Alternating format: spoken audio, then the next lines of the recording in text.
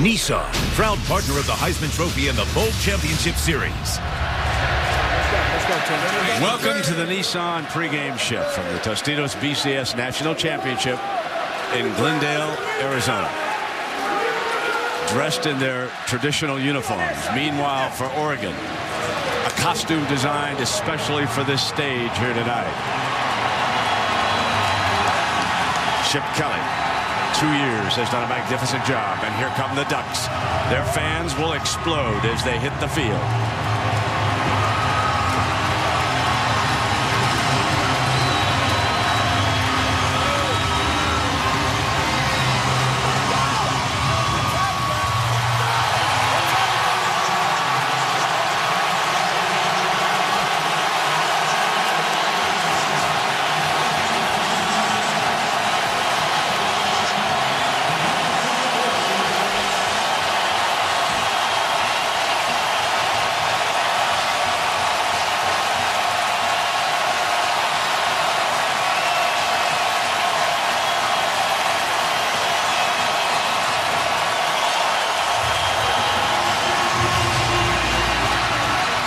SEC champions, Gene Chizik, also his second year. The ringleader, number 2, Cam Newton. A smile that lights up an entire stadium when he takes center stage.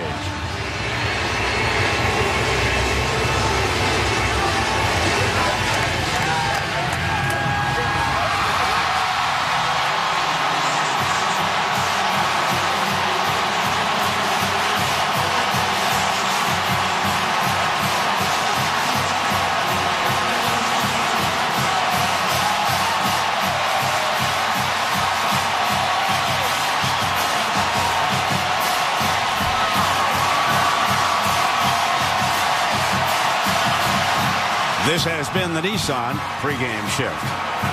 Well, it is that time. The time they've all been waiting for.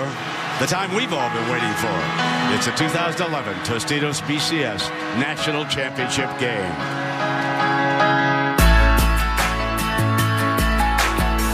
What a long road it's been to Arizona. And for the fans, a long time coming. Undefeated seasons, conference champions, and a Heisman Trophy. Tonight, under the world's biggest spotlight, they play for their schools and they play for their communities. They play for a legacy, and they play for pride.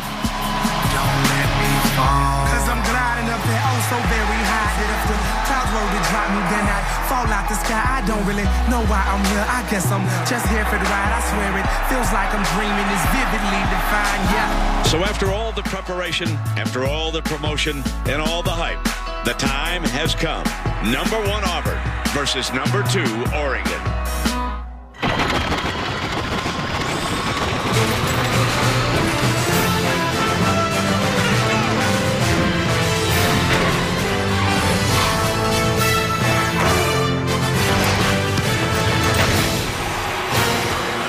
Two power conference teams conclude their extraordinary path.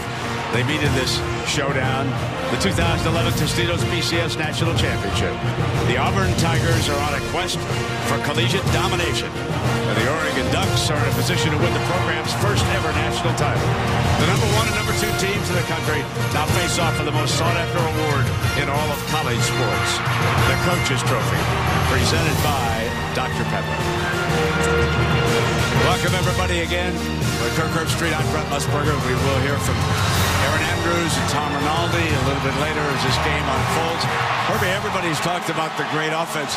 Is somebody going to stand up and play a little defense for us here tonight? Imagine being one of these defenses and being asked over and over, how are you going to stop the other offenses? These defenses are fired up. Nick Fairley leads the Auburn attack. It's been talked about a lot even tonight. The Auburn defensive line has to play well. One way to slow down Oregon is for Fairley and that defensive line to just dominate the line of scrimmage.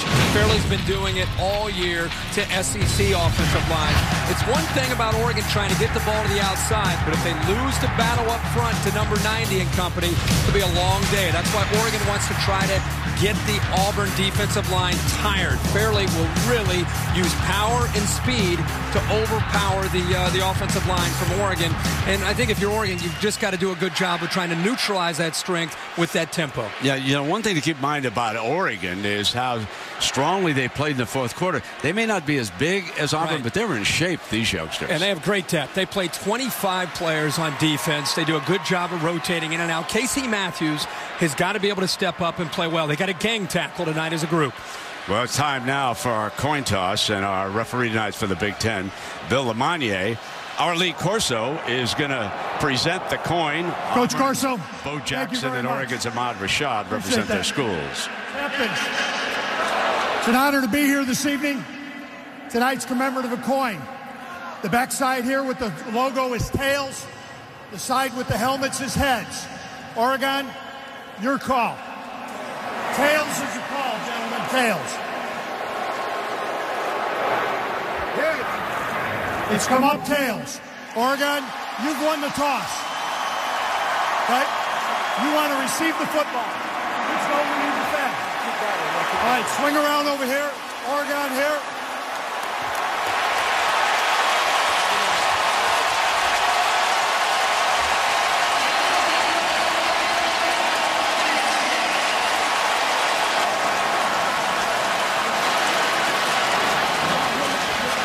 So the Ducks will take the ball right away, Aaron, and Coach Kelly's not backing away. A lot of teams in a big setting go on defense first. So much.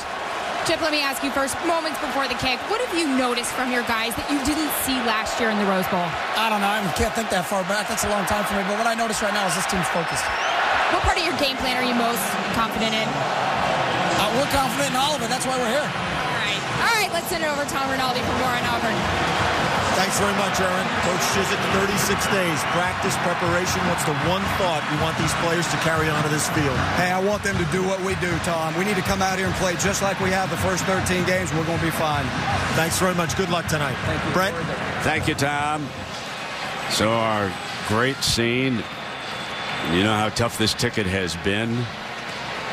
I think that some of our favorite moments in all of sport, we get asked that question all the time, the moments just before a championship begins, whether it's football like we have here tonight or basketball. So let's just settle back and watch the Ducks, see what they can do as they return the opening kickoff against Avi and the Auburn Tigers.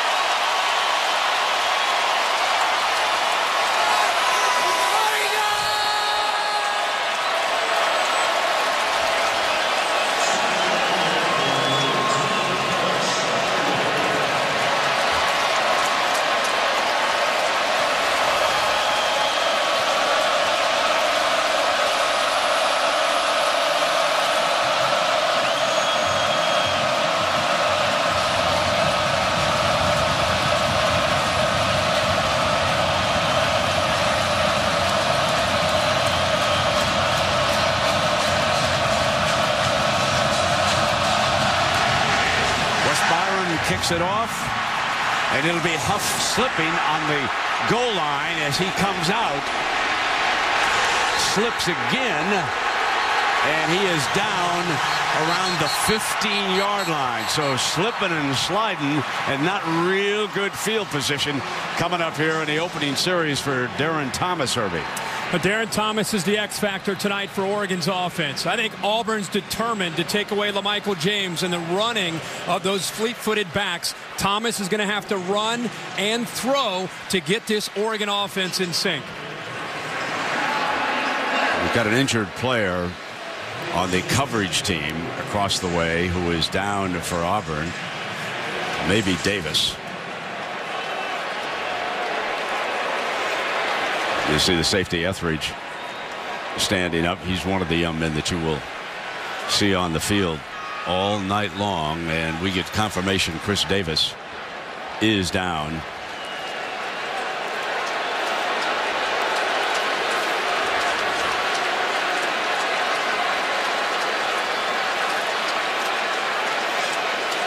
Chris Davis, as a true freshman this year, Brent, has really played a significant role in a backup position to Nico Thorpe. And tonight, because depth is an issue, could play a big role tonight. Well, let us step aside right here as the young man's being tended to. We'll come back. We'll update that story, and then the game will go on.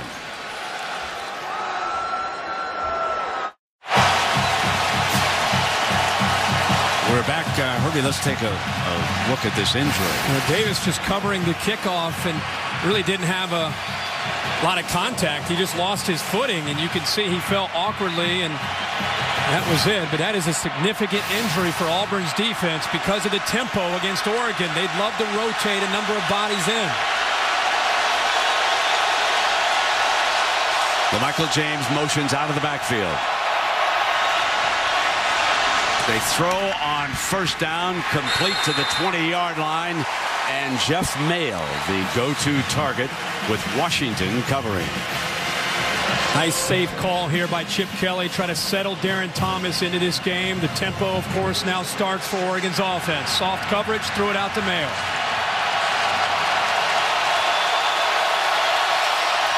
Barner. And that's quarterback Darren, and a late pitch to LaMichael James. And Auburn was all over the play. And that is a look they've not shown all year. A receiver and two running backs, Barner and James, in the backfield together. Mistake there by Darren Thomas. If he just would have lowered his shoulder and gotten upfield, it would have been a first down of the game for Oregon. So he keeps Barner on the field along with James, and now James motions out again. Shuttle pass to Barner, show to the first down. Stop made by Igwe. Nosa Igwe. Well, Igwe wasn't even ready at the beginning. He stands up. He's a little confused. Did you see him pointing to the pulling guard, C.E. Kaiser? And then he just recognizes that the ball is on a shuffle pass and lowers the boom on Barner. So Jackson Rice, it's 3 and out. Darvin Adams. And that's what the Auburn defense wants against this up-tempo attack of Oregon. It's a bad punt. Bad start. Takes a little bit of an Oregon roll. But Cam Newton is coming out. This is a young man. You have read so much about him. He is the man who turned the fortune of Auburn around. And his journey began in this high school, Westlake High School in Atlanta, Georgia. And he enrolled at the University of Florida. He was with Urban Meyer down there, the backup quarterback. He was one of the Gators. That didn't work out. So he went to Blinn College in the middle of Texas. Won a JC National Championship. Now he has come all the way to lead Auburn to an unbeaten season in the SEC, win the Heisman Trophy, but it was not without controversy. And McCaleb coming around, number 23, and on Auburn's first play, the jet motion comes around, and they've got a first down, Herbie. One thing that Oregon obviously is determined to do in this game is you have to start from the inside out, which means stopping Cam Newton, running up the middle, leaves you vulnerable to McCaleb on those jet sweeps to the outside. 15 yards for McCaleb. They bring him right back. And this time he is stopped. The defense ready. Spencer Paysinger. These linebackers are going to have to be active. Spencer Paysinger, Casey Matthews, Josh Kadoo, even Kenny Rowe, who will line up as an outside linebacker. 2nd and 10. There's that fake end around. Newton's hit. Ball comes free. And I believe it was bounced out by Kenny Rowe, but Mike Berry The left guard pounces on it. Great job off to the right. Watch Kenny Rowe just get around the attempted block by Eric Smith. Kenny Rowe was a factor last year when this defense tried to face Terrell Pryor. He came up with a couple sacks. Early in this game, he gets around Smith. Big play for Rowe, who had 3 sacks, Herbie, as you pointed out. It was a defensive MVP in a losing effort against Ohio State. Now their best blocker comes in. Mario Fannin checks into the Auburn backfield. Let's see what Gus Malzahn whistles up here on 3rd and 17. Far side, incomplete. Now, this is a story. Darvin Adams was being tracked by Cliff Harris. Nick Aliotti is going to trail Harris all game long with number 13. But Cliff Harris has got to read the eyes of Adams and get his head turned around and find the football. That time Oregon caught a break. The ball was just a little overthrown. Cliff Harris was beaten there on 3rd and long. Ryan Shoemaker into punt. An alignment switch to see if they can get the Gunners down. Barner is standing on the 20-yard line. Line drive. Barner's got it at the 19. And he'll be sealed up by the coverage team of Auburn. Well, we were going to have a whole lot of points.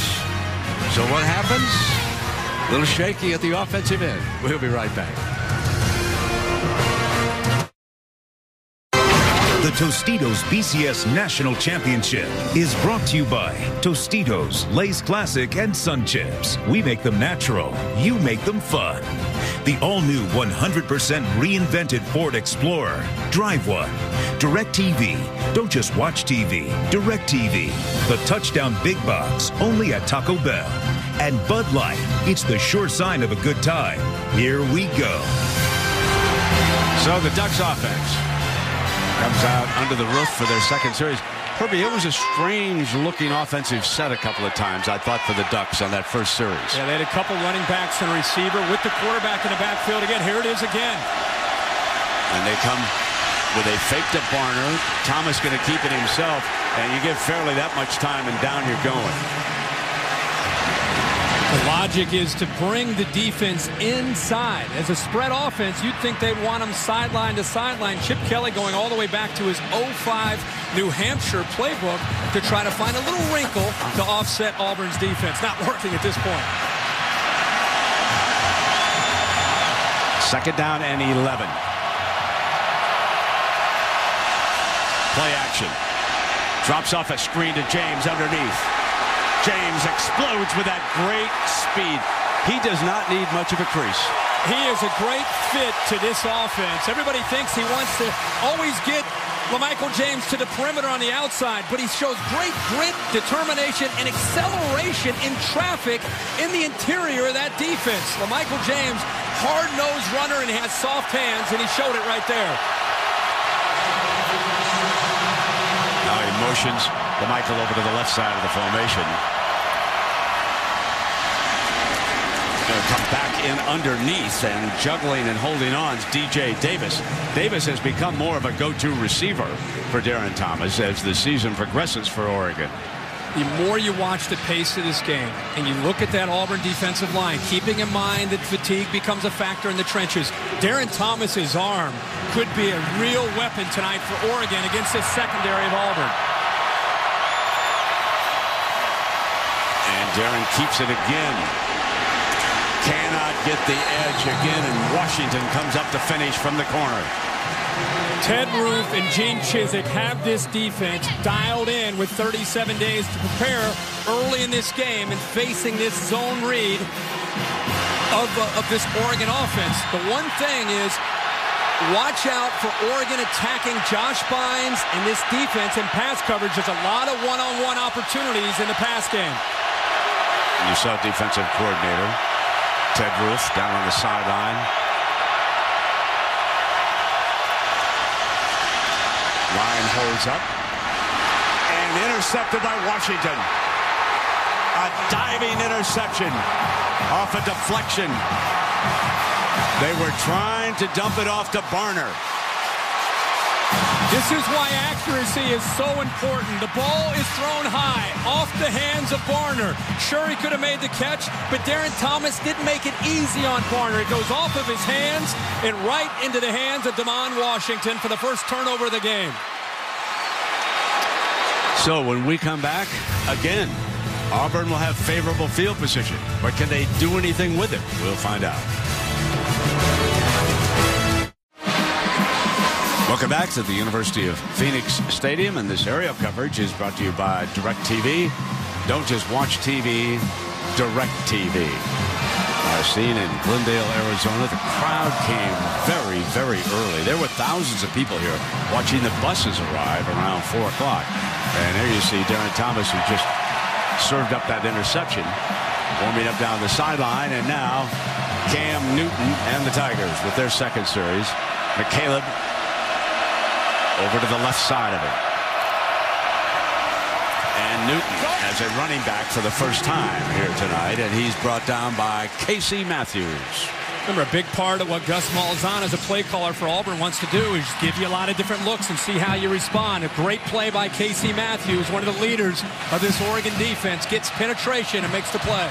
There's Gus on the far side, one of the creators of this wide open spread attack that has swept through the college ranks. Play action, guns it, interception. Picked off by Harris. A big play corner. Feast or famine with number 13, folks. Here's the view now from our DirecTV Ultimate Picture Cam, Herbie. Boy, what a great job by Nick Aliotti of mixing up the coverage, confusing Cam Newton and the wide receiver, Zachary. This time they sit back and do a good job with Cliff Harris, who was beaten earlier. This time, eyes on the football. And Cam Newton, I think, expected Zachary to cut that route a little bit shorter. And by anticipating, he threw the football. Zachary did not make the cut, and it falls again right in the arms this time of Cliff Harris. So we had a couple turnovers. Part of this national championship. Settle down and play the game. Barner in motion, gets the handoff. He crosses midfield. Craig Stevens, the linebacker, makes a stop, and Newton on the bench with a towel around his head. All this build-up and hype for these players for this national championship. We all can feel the buzz in the air. Now when you start to see them usually settle in and just start to play football. Handoff again on that end-around look, and helmets come flying. Barner was the ball carrier that time, and Mike Blanc made the stop along with Goggins. So already, Herbie, the twos are on the field for that defensive front for Auburn. Just what you've been saying. You got to have rested players out here. Big emphasis, obviously, for Auburn is rotating bodies up front and trying to keep Fairley and company healthy. This is the biggest and strongest defensive line that Oregon has seen, but they've got to stay fresh. Check the sideline, and you can see Josh Bynes, the ringleader of this defense, checking right along with the offense.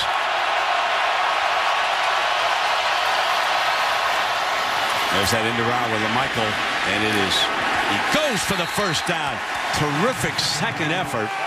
We'll see where they spot it. Clayton was there defensively, but didn't it look like number 21 was bottled up about 3 yards short? This time they read Blanc, the 3 technique. Usually you see college football, the option attack, they read the in man on the line of scrimmage. This time they read the interior man, Blanc, and great effort that time by James.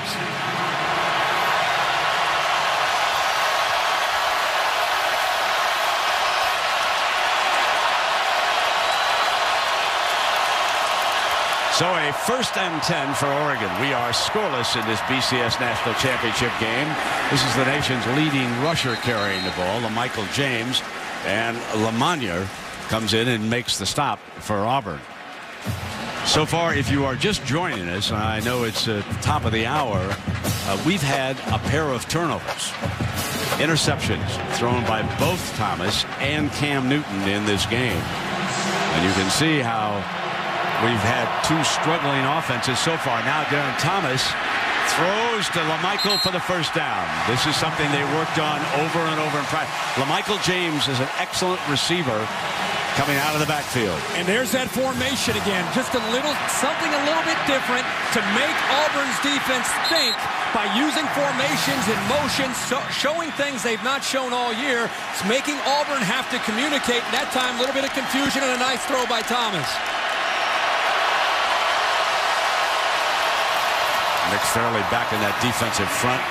There's the option look with Barner, and Barner is going to be ridden down. Pretty clear tonight that James, who's had to carry most of the load this year because of the injury to Kenyon Barner, talked about it in the open. Now that Barner is healthy, he will be a big part of this attack.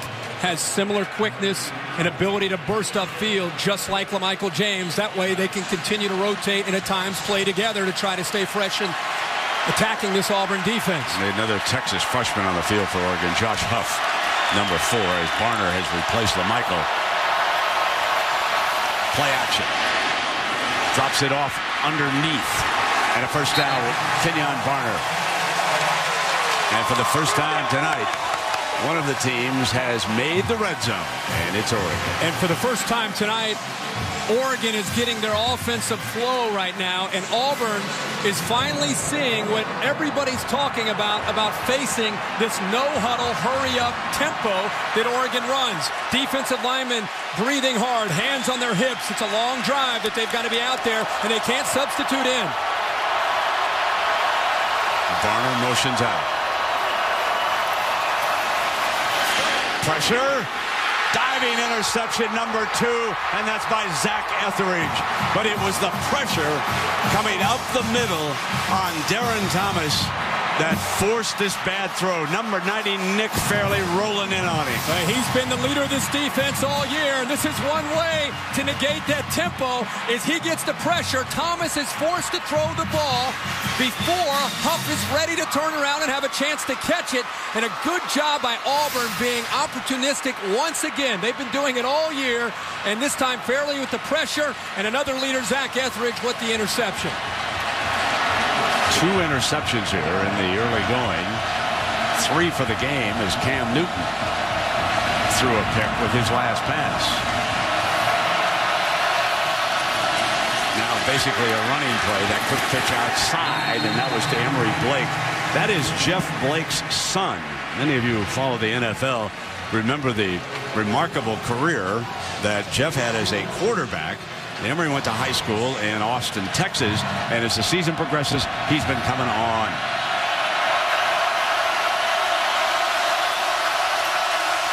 McCaleb back on the field.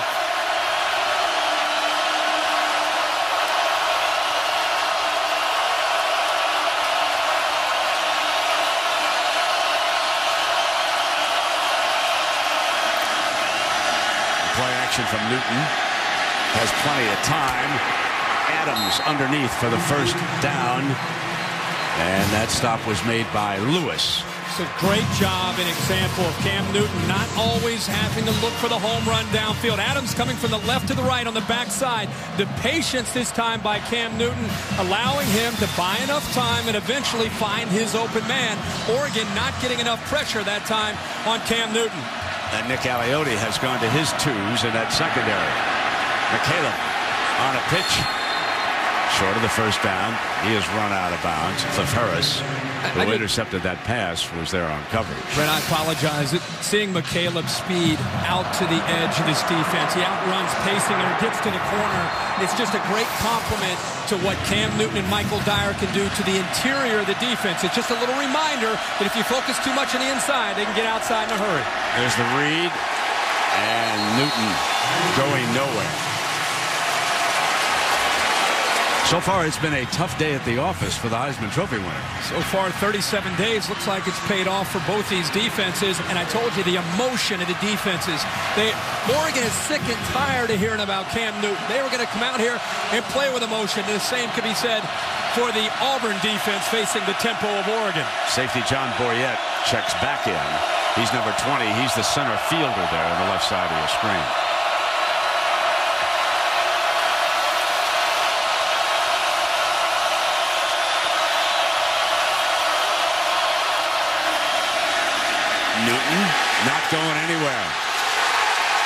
He is sacked by Zach Clark, number 99. This is an outstanding job by the Oregon defense on third down in medium. Auburn, as good as there is in the country, good job of containing him. There's nowhere for the fleet-footed Cam Newton to go. They contain him from the outside, force him in the pocket, and Zach Clark eventually closes in on him. Barner is back deep again to return the punt. Auburn's had only 21 yards of offense here tonight. And Shoemaker drives Barner back near the 25-yard line. And he is brought down at the 28-yard line. So we'll take a break. Darren Thomas been serving up interceptions. We'll see what we do this time when you come back. Welcome back to the Tostitos BCS National Championship, hosted by the Fiesta Bowl. Well, it's been turnovers here dominating the story, Irby. Now, these defenses have shown up ready to play and very well prepared, along with some miscues by both the quarterbacks, throwing the ball into coverage. Wide receivers not getting around fast enough to be able to make a play. These two defenses look very, very prepared as they get ready to face these electrifying offenses. So LaMichael James back on the field.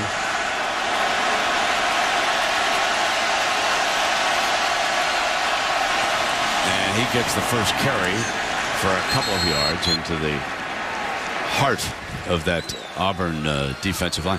Oh, man, what a rested duck we've got here tonight. I mean, he must be getting usually restless. He gets, what, 50 push-ups by now, right? Easily. LaMichael got the edge. And a first down before he is brought down by Thorpe. This is a good job of reading the box by James, and a good job up front, getting the leverage that they need as an offensive line. They're overmatched up front, but that time Jordan Holmes, the center, did a good job of sealing. Play action. Thomas fires out to the wing and complete for a 1st and 10, 2-and-A. Well, he's playing in some pain tonight. They finally got him back. Tune shaking the coverage there by Etheridge, and that's the thing. If you're isolated one-on-one, you missed a tackle, and that's another 10 yards. They're finding things on the edge here, Herbie. They go to Paulson, number 42 that time, and that's about 7 more yards before Freeman, a linebacker, gets him out of bounds. But getting over to the edge against this defense, having a lot more success than against the middle. Yeah, I think that's part of the game plan, is to move it inside to outside, spreading the Auburn defense sideline to sideline, and trying to keep them off balance by attacking in and out. Right straight up the middle. Barner breaks a tackle, and it is 1st and 10. And wouldn't you know it? On cue, they come back and they find the middle. Yeah, and it's kind of a cat and mouse game with the coordinators on both sides, and Chip Kelly calling the plays. There's some great toughness there by Barner. Barner hits the second level that time, and they're back in the red zone. Mike McNeil being forced to come up from his safety spot to make stops. And here comes the tempo from Oregon, sensing a chance. They got too many men on the field from Auburn. And they caught him. They caught 12 on the field. Once they get in that red zone. Auburn is sensing the fatigue. You can see Blanc, who is taking a knee down there. They're Ted Roof trying to rotate people on and off the field, but against the tempo of Darren Thomas, that's a big mistake because they'll catch you every time. Illegal substitution defense. Players did not get up in time. 5-yard penalty results in a first down. I think those Auburn defensive linemen are probably glad that they got a penalty so they can catch their breath. There's Blanc, who is just gassed, trying to check out of the game, gets caught. This, again, another time. We talked about the tempo being an equalizer up front from Oregon against Fairleigh and this defensive line. Another example of what they can do when they get you out of position. It becomes mental fatigue as much as physical fatigue. Under center. Barner on an end around, and Auburn was ready. Rolling in that time was big number 49, Michael Goggins. Boy, he does a good job of getting upfield in a hurry. Nobody touched him. And Goggins is fresh enough. He doesn't care about the fatigue. If nobody's going to block him, it's 6'3", about 260 pounds, gets upfield and senses that reverse and makes a great play. 2nd and 14.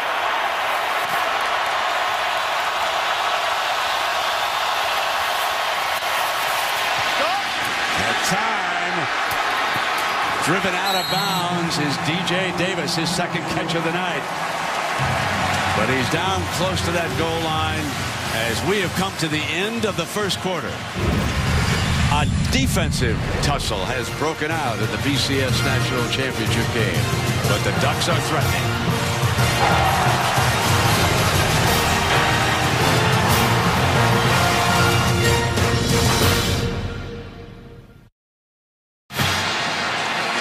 So we are back at Tostitos BCS National Championship. A scoreless first quarter, but Oregon threatening. They will have a 3rd and 2. They can get a first down across the 1-yard line. And here they come with LaMichael James, and there is Ahmad Rashad. He's the honorary captain of the Oregon Ducks here tonight. James in the backfield. Barner offset to the left in motion here.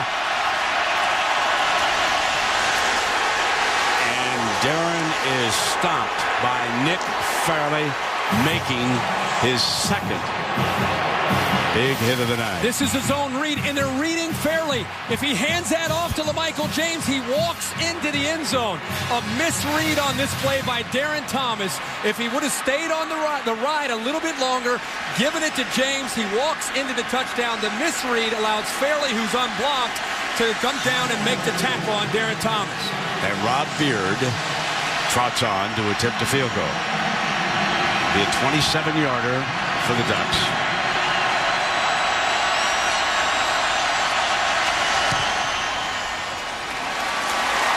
Oregon strikes first, but it wasn't 7. They're forced to settle for 3.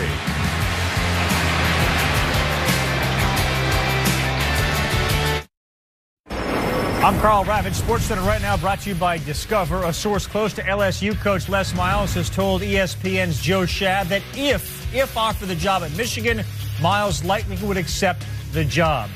Enjoy the rest of the game, and don't forget to join us for all the latest news on SportsCenter right after.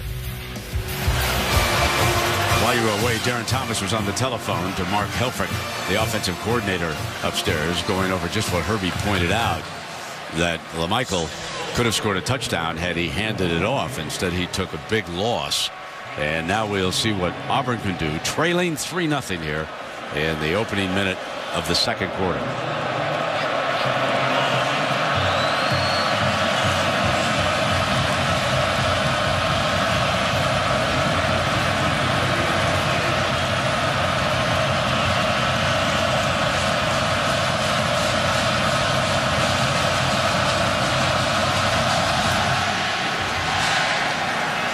Washington, big-time kick return man, coming back from the 3 for Auburn. And he is short of the 20. Herbie, take us back to that last play. Show everybody what you mean. When you're the quarterback for Oregon, you got to make a lot of quick decisions. Nick Fairley, who's one of the top defensive linemen in the country, is unblocked on this play. You've got to read him right there. If he collapses down, then you pull it out. If he stays wide, which he did, you give it to LaMichael James, and he walks into the end zone. So this time, Darren Thomas, I think, predetermined what to do with the ball. He was so excited to get it outside, to pitch it to Kenyon Barner for potentially a touchdown, predetermining the read, and Fairley took advantage of it.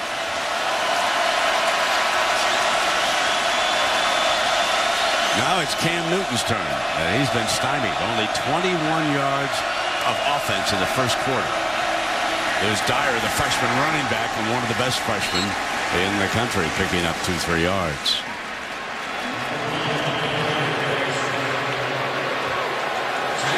First time we've seen Dyer get his hands on the ball. He picks up 5 yards. See the Auburn offense and the struggles that they've faced so far. Still very early in this game.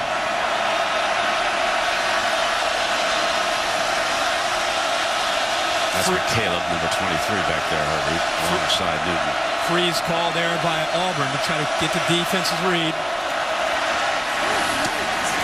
Dropping in underneath, and that's Zachary.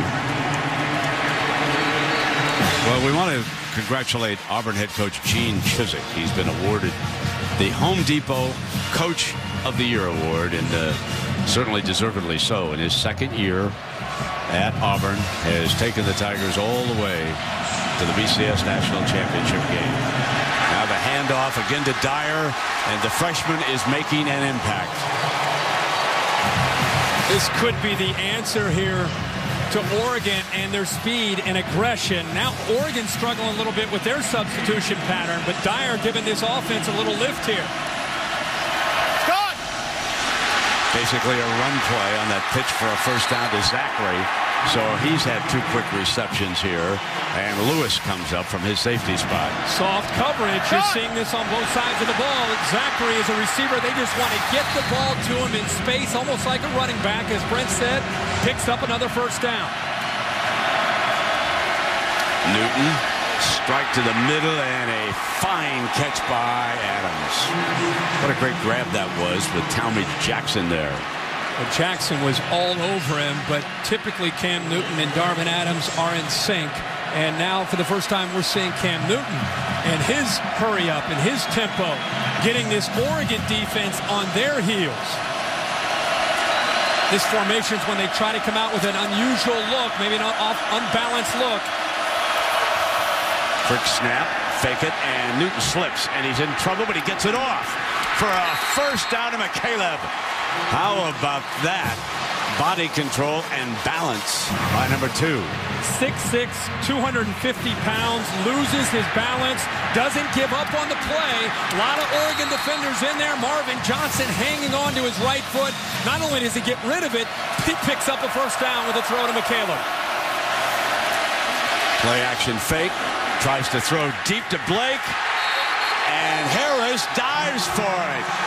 Out of bounds, the line judge says. Brent, this is an amazing effort by Cliff Harris. He actually came off of Darvin Adams because he saw the ball in the air. Look at his quickness and ability to come over. That left foot looked like it was down once he had possession of the football. Look at the left foot. Does he have possession? Then he goes airborne and lands out of bounds. They're definitely going to take another look at this one. Yeah, they'll go to the instant replay official. Review. And our replay official for the Big Ten is Steve Beckman here upstairs. We'll take a break. Dave Perry is in the booth with us. He's also taking a look at this. Our first instant replay decision of the night.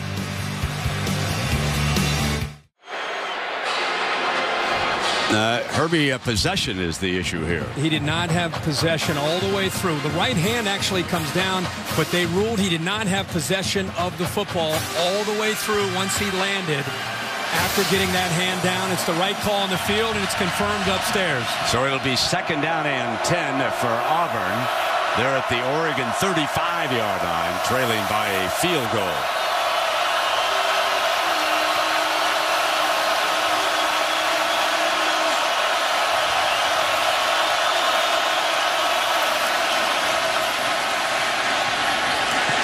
Complete.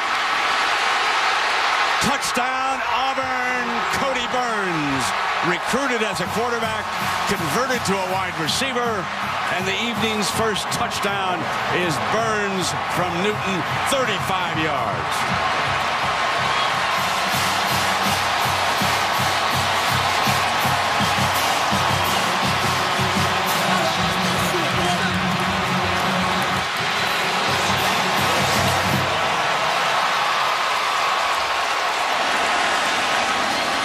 Wes Byram, the all-time scoring leader at Auburn, tacks on the extra point. Well, when they attack you with McCaleb to the outside, and they get to the middle running the football, it makes the linebackers move. See Paysinger moving to the outside. See the seams, the vertical seams upfield for Cody Burns. The defense is so aware of the running threat of this offense and the screen game right there. Eddie Pleasant ran up, number 11. Paysinger ran up. And while they're running up, Cody Burns is running right by them with a vertical seam. And it's a great throw by Cam Newton. And Cody Burns, the former quarterback, makes a nifty move back to the inside, avoids John Boyett, and gets it into the end zone. But the attention to the screen screen game, and all of what Auburn does on the perimeter up front close to the line of scrimmage opened up that vertical seam. Yeah, indeed, and Herbert, bad angles taken by a safety on that play too, and that's Cody Burns' first touchdown reception of the season.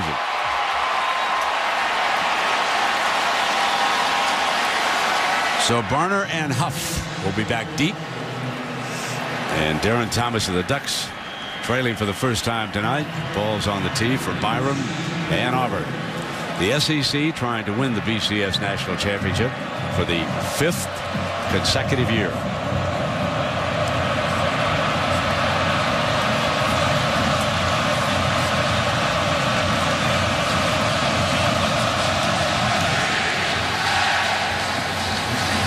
This is Huff coming out. Going to fake the end around, and they gave it to Barner, and he's down at the 5-yard line. They brought Barner off the wing on a reverse, and Auburn was not fooled. They ate it up. But Oregon has got to be careful with getting too cute. And I know this is who they are, but he pitches his football as he's almost getting tackled, and they're inside their own 10-yard line. Eric Smith read it beautifully, Irby. He sure did. They're very fortunate that Eric Smith did not either jump on top of the football or knock it away. That was not a handoff, just a pitch. LaMichael James.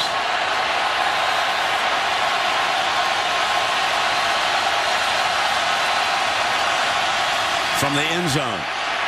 Throws deep down the middle. Got a receiver's Maehl in a foot race. And Jeff Maehl is run out by Washington at the 10-yard line. Well, he's isolated one-on-one against Nico Thorpe. How about the gutsy call here by Chip Kelly? After the miscue on the kickoff return, they get one-on-one with their guy, Jeff Maehl, against Nico Thorpe, who's been burned all year for this Auburn defense. They find him isolated, a little play action in the backfield, and pick on him one-on-one. 81 yards. This time they go to the middle with Barner, the ball carrier, and Mike McNeil makes the stop for Auburn. It'll be second down. Got to wonder what that play may have done for Darren Thomas to just settle in, be able to get his confidence established. He is such a big part of what Oregon needs to do tonight, not just throwing, but also decision-making and running. That could have lifted him up after that throw. Play action on the move, incomplete. He overthrew LaMichael James. Washington had coverage on it. He was late and he was hesitant. We just talked about maybe what that big throw may have done to his confidence. He rolled to the outside. He had plenty of time to be able to make the decision. Remember, with the speed of James and Barner, as soon as they turn, get the football to them in space and let them do their thing.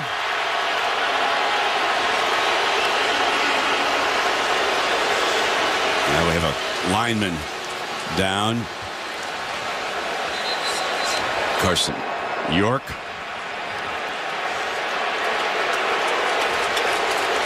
It's a big veteran offensive line. Guys have played a lot of football. So we'll take a break.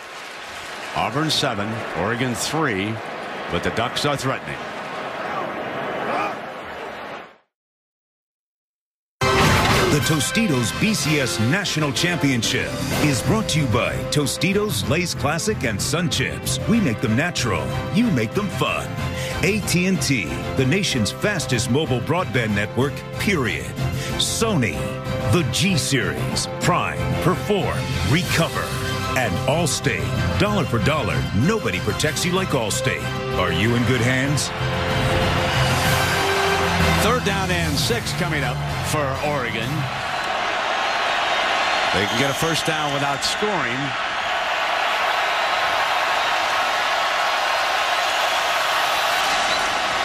Darren Thomas moving the pocket, fairly in pursuit, throws back to LaMichael James for a walk-in touchdown. They baited that trap beautifully.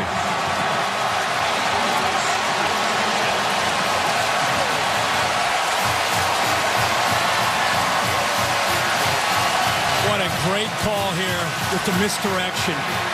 Rolls into the right, gets the entire defense to flow with Thomas. The patience sets it up with a nice throw back to LaMichael James, and he walks into the end zone.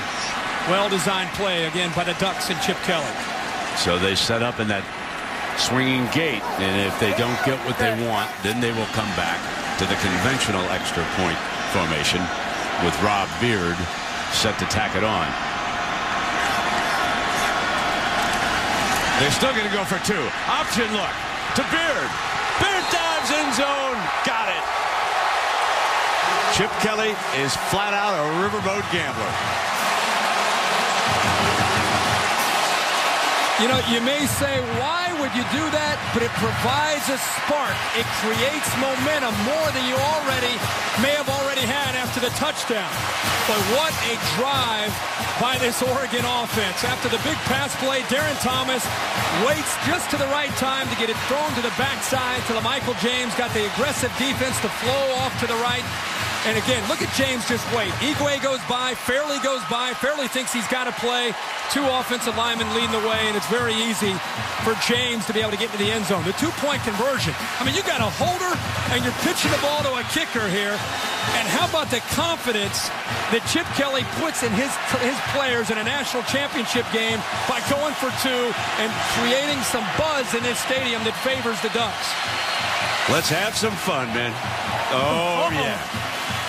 He's ready to do some push-ups now. So Oregon has been ahead twice here tonight. And now they go up by 4 points.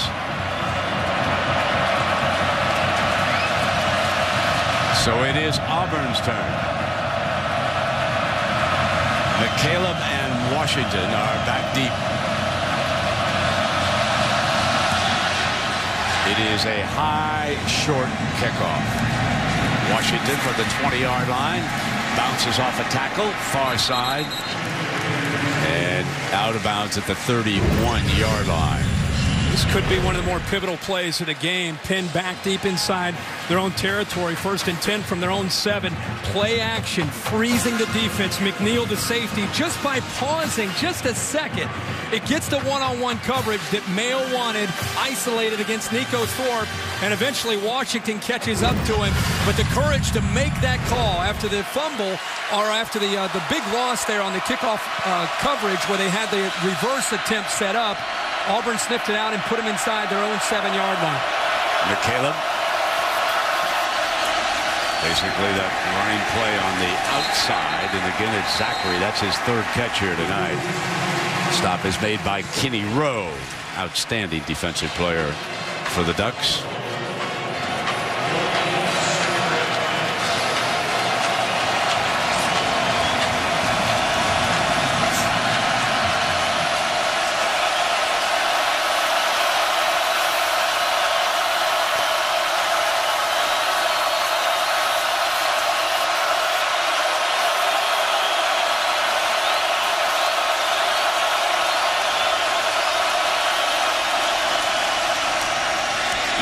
It to McCaleb, and this will make it 3rd and manageable. Stop is made again by Rowe, a young man who made 38 tackles this season, and 12 of them were for a loss. Who knows who's going to win this game? The SEC has won 4 BCS championships in a row, and the big difference in those 4 games, speed. Against the Pac-10 so far in this game, we're not seeing that big a difference in team speed. Play action into the middle, and Adams for the 1st down.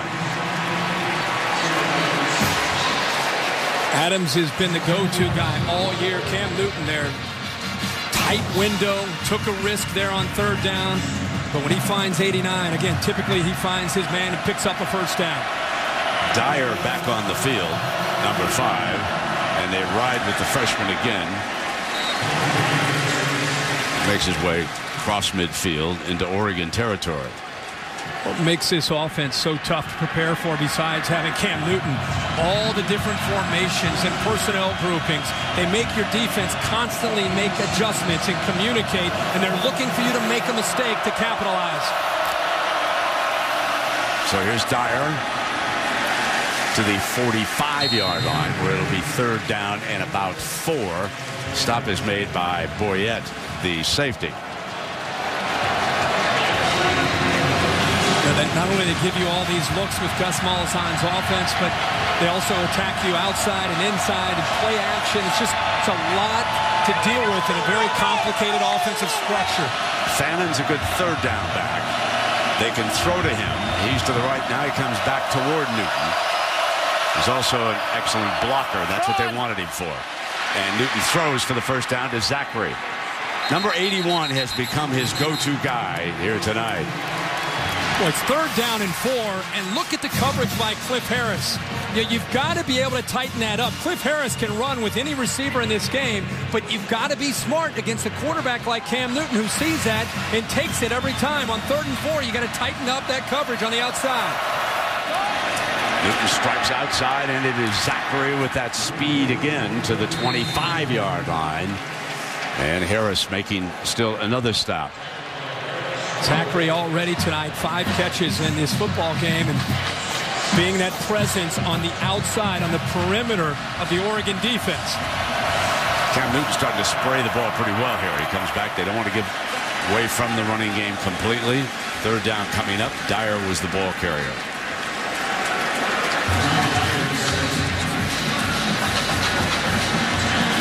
See Deion Jordan come out of that pile, and he's indicating to the ref that maybe somebody grabbed his face mask, but he was looked like Zimba might have come in pretty high and got a hold of him with the face mask and clubbed him, knocked his helmet off.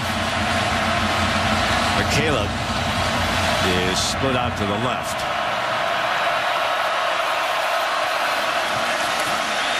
Newton keeps it and barges ahead for the 1st down.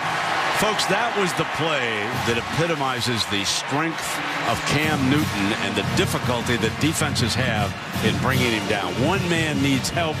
He's like a Ben Roethlisberger. He's so strong in the upper body. And he always falls forward. And it's 6'6", and it's 3rd and short. Put the ball in his hands. He'll lower his shoulder and run right through a linebacker. Zachary's in motion. Offensive line gave him great time.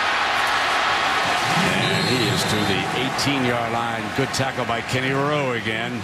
And here's the view from our DirecTV Ultimate Picture Cam. Great coverage off to the left. See Darvin Adams. He wants to get the ball thrown to the corner. Cliff Harris was able to sink in coverage, taking that throw away. And then Cam Newton is able to pick up at least a few yards. But a good open field tackle this time by Kenny Rowe out in space. A defensive end showing some nifty moves there as an outside linebacker. 2nd down and 7 in the red zone for the Tigers.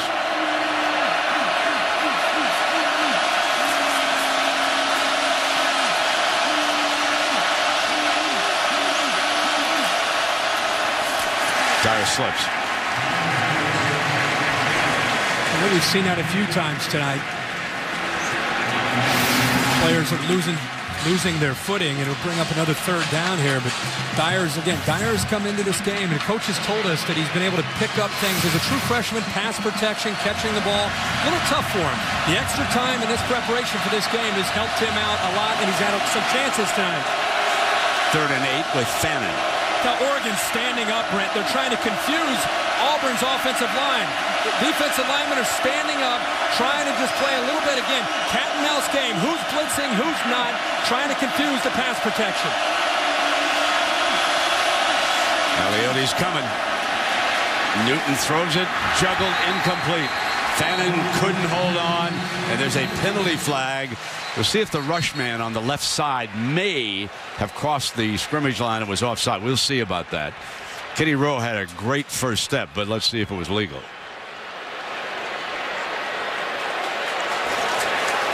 Offside. Defense, number 58. 5-yard penalty. Remains 3rd down. That was a great plan by Alioti to confuse them, standing up. Even Rose lined up on Adams, eventually comes down. Everything's working out perfect for Oregon, except right there. Rowe got a little bit of a head start and gives Cam Newton now 3rd and short after the 5-yard penalty.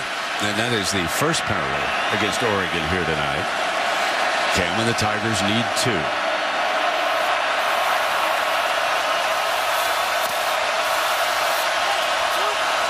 Eric Smith is in the backfield along with McCaleb.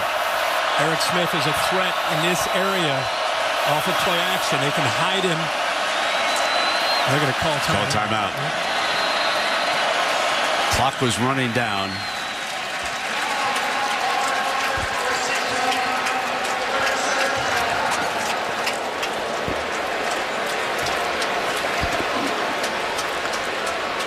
Well, you know, I mentioned earlier, Herbie, the Cam Newton story and the controversial side of it. And I'm sure that many of you are aware that his father, Cecil Newton, who actually talked to the Mississippi State folks about having Cam go for, I think it was $180,000 was the figure that was used.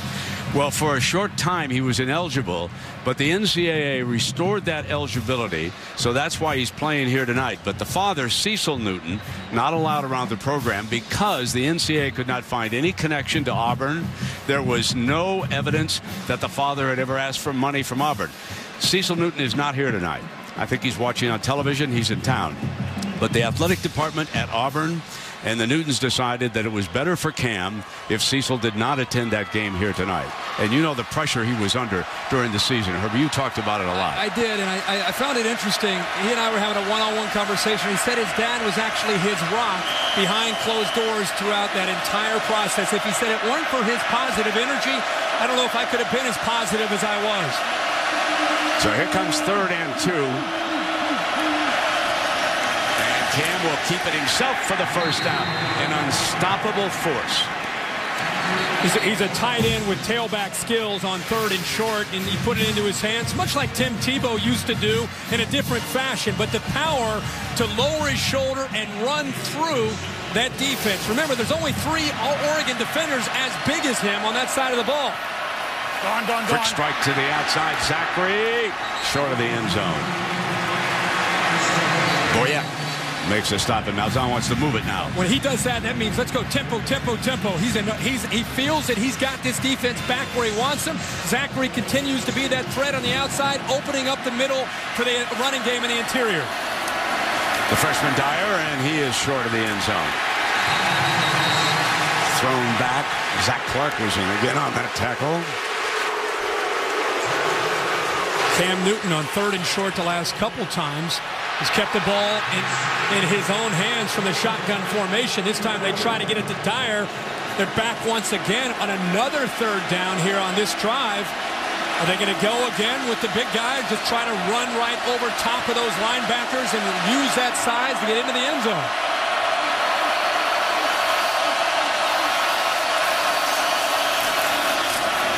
Cam. Short. Stuffed by the defense. And it'll be 4th and goal. Casey Matthews was in on that stop, the middle linebacker. You knew it. I knew it. Nick Aliotti knew it. The Oregon defense knew it. And Casey Matthews answered the challenge that time. We've just seen Cam Newton successfully on 3rd and short make plays. This time steps up. Matthews denies Newton the end zone, at least for now. They're on 3rd down. So on 4th down, they're going to go for it on 4th and goal. And Newton steps back, play action, incomplete. Threw low to Eric Smith, and the Ducks will take over on downs. They drew them in. Newton, he's going to run the ball, right? Boyett collapses down. Everybody thinks he's going to run it again, and he short arms a wide-open wide receiver, or running back anyway, out in the flat. Eric Smith is there for a touchdown. The ball is low, the nose is down, and it goes through the hands of Smith for the touchdown. So we'll take a break. The Ducks lead the Tigers. This year's AT&T All-American Player of the Year is LaMichael James from the University of Oregon. On behalf of AT&T, we'd like to congratulate LaMichael James and thank all college football fans out there who voted. The AT&T All-American Player of the Year is determined by the fans. And LaMichael and the Ducks lead Auburn here with 3 minutes and 44 seconds remaining in the first half of the Tostitos BCS National Championship, brought to you by the good folks at the Fiesta Bowl.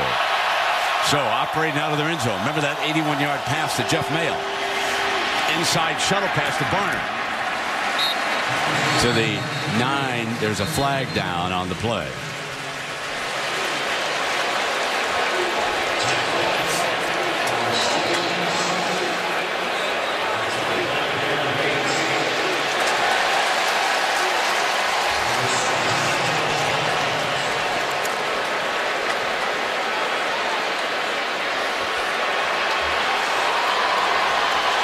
motion, offense, half the distance to the goal, still first down.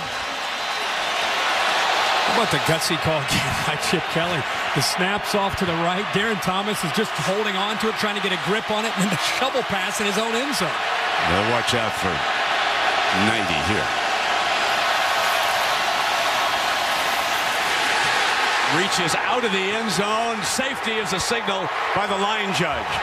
The line judge coming down signaled safety. LaMichael tried to extend out. Take a look. Well, this defense was in attack mode this time for Auburn. Mike Blanc from Pompano Beach, Florida, is making the stop for Auburn. The key here is the entire football has to be across the line. The entire football has got to be across the line. Blanc gets the penetration, which is the key. It's a good effort there by James, but I don't think he got the entire football across that line. Yeah, clearly he did not. Wow. What a great play by Blanc. What the defense, you could just feel it. They're pinning their ears back. They saw a different formation. Looked like they might be conservative instead of taking a chance, and they attacked that Oregon offensive line. Big play there by Blanc. Yeah, Blanc was a big-time player, Herbie, at Deerfield Beach. They went to the state championship game, Class 6A down there. So the Miami Hurricanes certainly would have loved to have kept the big fella in Florida. And he makes the safety tackle, and it is now 11-9. And, of course, the Auburn Tigers will get it back after the safety. 3:26 to go in the national championship in the first half, and it's 11-9. And the team with the 9s got the safety. Right. That was crazy.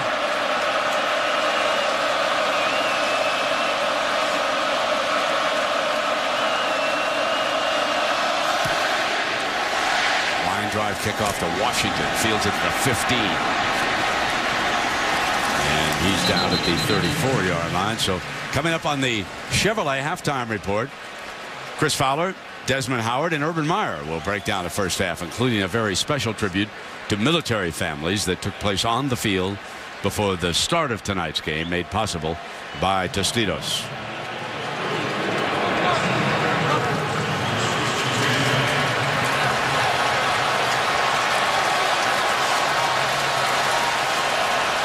And you can see how different tonight is. And I think, Herbie, you made a great point that time the defenses had time to go over things, and they specialized in stuff. There's a play action, dropping it off to McCaleb by Cam Newton, and McCaleb short of the first down. Stop is made by Paysinger. Gus Malzahn telling us this week that we expect Nick Aliotti in Oregon to blitz and blitz a lot. And we've got to make them pay for that. Early in the game, Oregon had success. Tide's beginning to turn here a little bit for Auburn's offensive line and Cam Newton. Here's Dyer for the first down. I think the preparation has helped, Brent, for these defenses. And we always see it in national championships. We have all that time to answer questions about how do you stop an opponent. It tends to fire you up, and you play with a great deal of passion and emotion. I think both defenses have done that. And Dyer is starting to make a little bit of a difference in that backfield. With that being said, both of these offenses have a history of starting a little bit slow and then finding their rhythm and then getting into attack mode late in the first half and into the second half. Strike to the outside. Blake for 9 yards. Now it's the Oregon defense that has to worry about this tempo of what Auburn is trying to do here right now with Cam Newton. They're substituting players on and off the field as well. Dyer, another first down run. Paysinger. If we're watching a boxing match and you're watching two guys stand in the ring, right now this Auburn offense is just kind of jabbing and jabbing and jabbing, and pretty soon they go for the home run.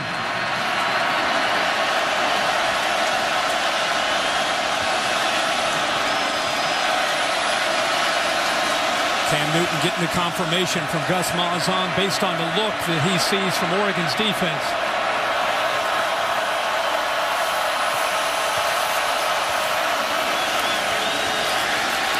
Steps up. Got a man wide open. Blake. Touchdown, Auburn.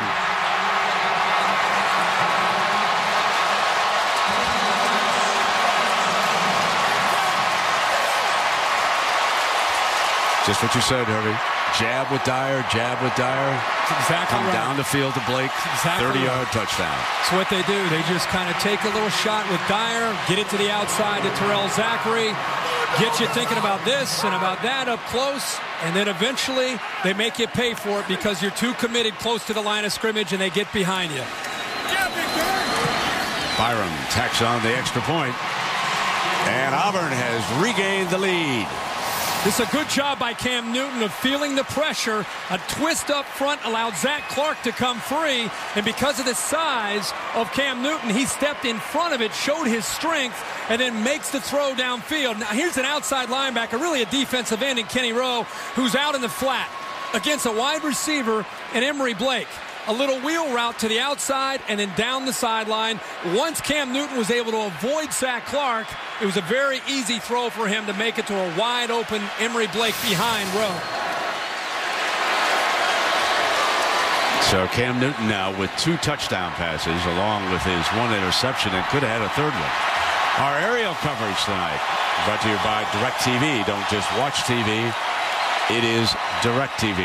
The University of Phoenix Stadium, Glendale, Arizona, 45 minutes away from downtown Scottsdale, where a lot of the activities were centered. This is the home of the Phoenix Cardinals of the National Football League. And I can remember a few years ago, Herbie, Ohio State came in here and lost to Urban Meyer's Florida in a national championship game right here in this stadium. They sure did. Teddy Ginn started it with a big kickoff return. The Gators settled in and dominated that game. Well, the Ducks have 147 to work with. And here's Barner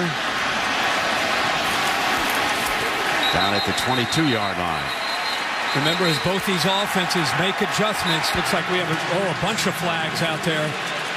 Something happened afterward. Let's see what LaMichael and the crew will sort this out. Looks like there's a little blood there on the side of that face. Yeah, Deion Jordan's helmet again. Right there, yeah. See? Boy, that was a shot. It looked like Eric Smith may have been involved in that from Auburn. Well, we'll let the officials sort out what they saw here. Dead ball, personal foul, late hit, number 32, kicking team. 15-yard penalty.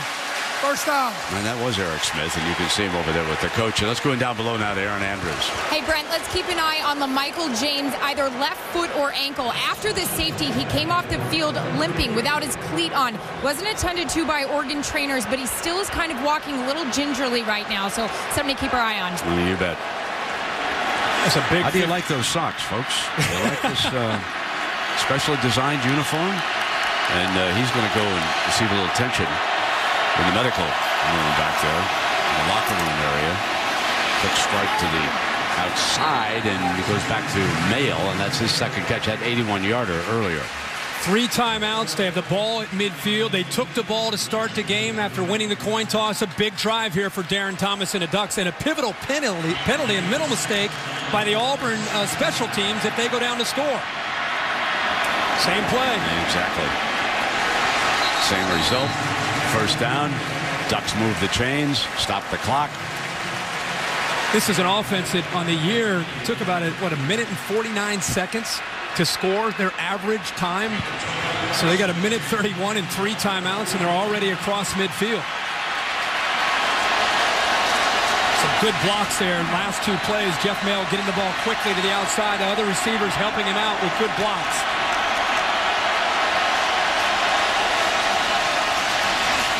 Thomas, far side, incomplete, and LaMichael James circling out of the backfield. I'm not sure he even saw the ball. He did not.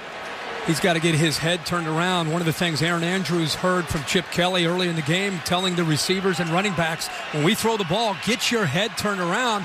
These guys up front from Auburn, they're not messing around. We need you to get to your route, get to your spot, turn around, and be ready for the football. 2nd and 10. Quick strike. And that is Davis again.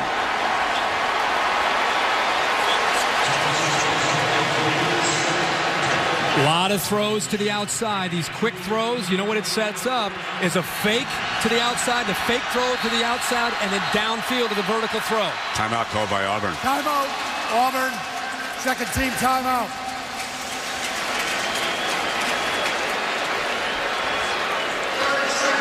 Let's just go back to that personal foul that was so costly on the kickoff return. Remember, number 32. Keep an eye over there. Back in the back there to the left. He goes after Boy. But he's lucky he didn't get thrown out of the football game.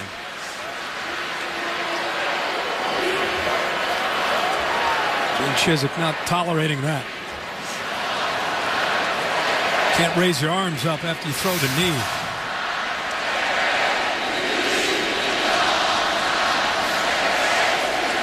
Well, celebrating its 6th year sponsoring the Good Hands Field Goal Nets, Allstate makes contributions to participating university general scholarship funds for each field goal and extra point kick.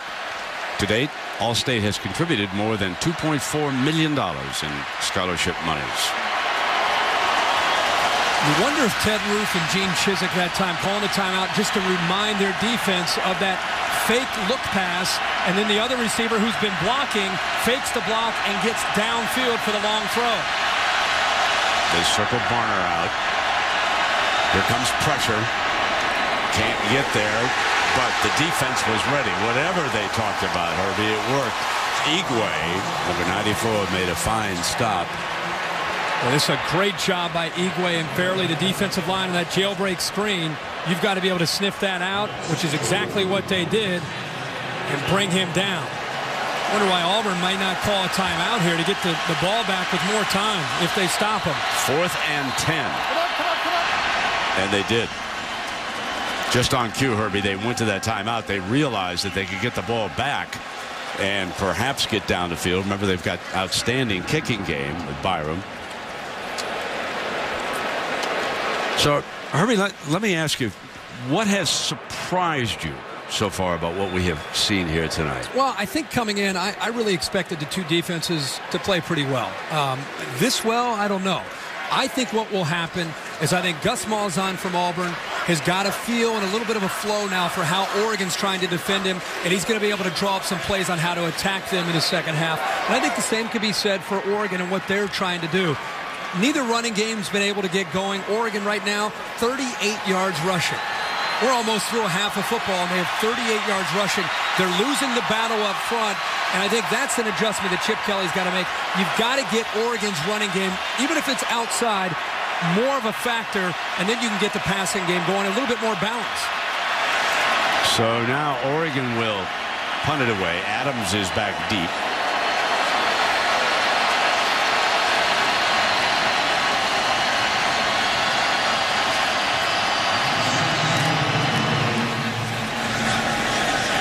They'll let this one go, and it's going to get down inside the 5-yard line.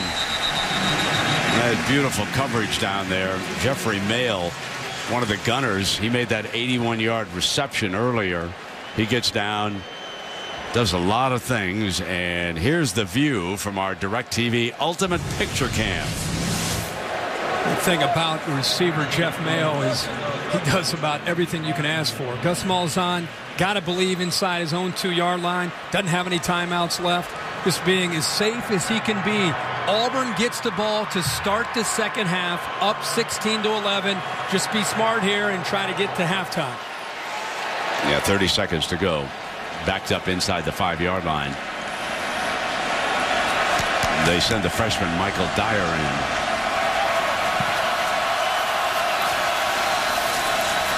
And Dyer gets it out easily.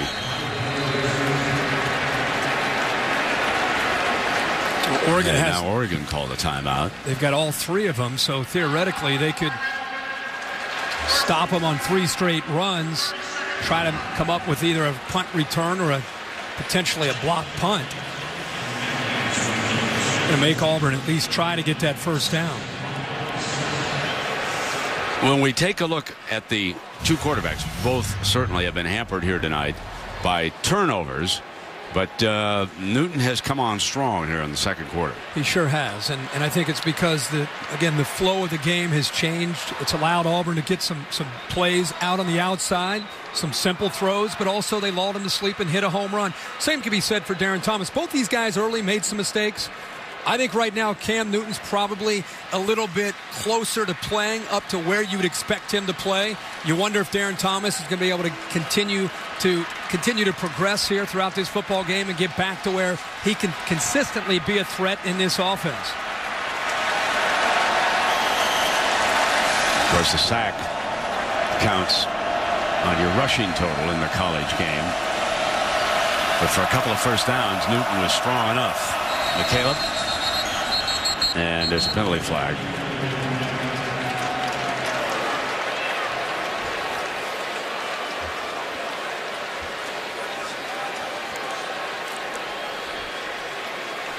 It looked like Brandon Bear maybe jumped the count there from Oregon.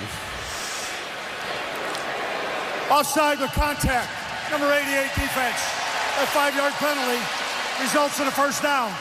Clock operator, 25 seconds, please. Thank you.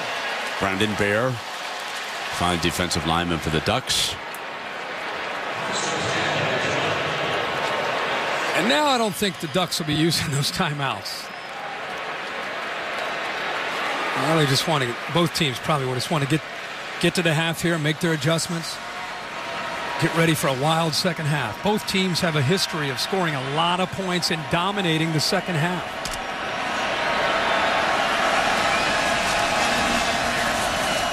End around Maehl. First down. And 19 seconds left on the clock. And now the Auburn Tigers can start to think about a little bit about perhaps getting down for a field goal. Yeah, they have changed their intensity, and a lot of it has to do with the surprise there. Maehl getting not only big yards, but getting outside there, and then eventually being able to pick up getting out of bounds.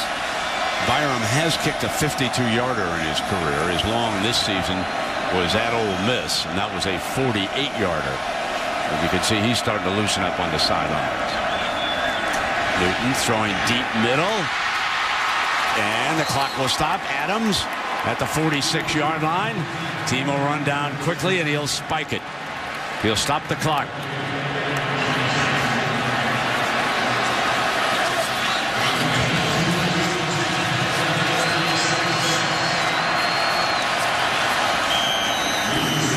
Seconds left. You mentioned the adjustments and what are we seeing here? Wouldn't you agree that Gus Malzahn, one of the adjustments that he's doing is he's finding these vertical seams with its one safety in the middle of the field, John Boyett, who's sitting back playing center field. And what they're doing is they're sending these receivers right into the seams. And again, Newton is showing great arm strength and being able to put that ball in there in between coverage. Now they've adjusted here. They've got two safeties back here, back in coverage. See if they can get about 10 more yards. Newton doesn't want to run. If doesn't have to, he'll throw it away and stop the clock, and that'll probably do it here. 3 seconds left. Kenny Rowe in hot pursuit. See, Oregon is getting an extra safety down closer to the line of scrimmage because of Newton and Dyer and Maehl in the running game, and it leaves them vulnerable in the passing game.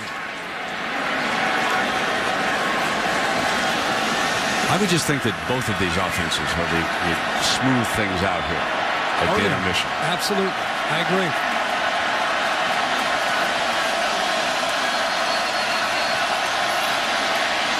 Newton bounces it to the right, gets a block, and he's going to throw it down a la South Carolina. Incomplete, though. Not the same result.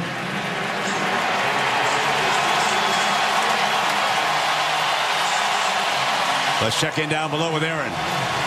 Not much production with your running game in the first half. What do you stress to your O-line to get it going? We got to block their front four, and we knew that going in that they were really good and real strong. So and that battle up front between our O-line and their D-line. All right, thanks so much. Listen over, Tom.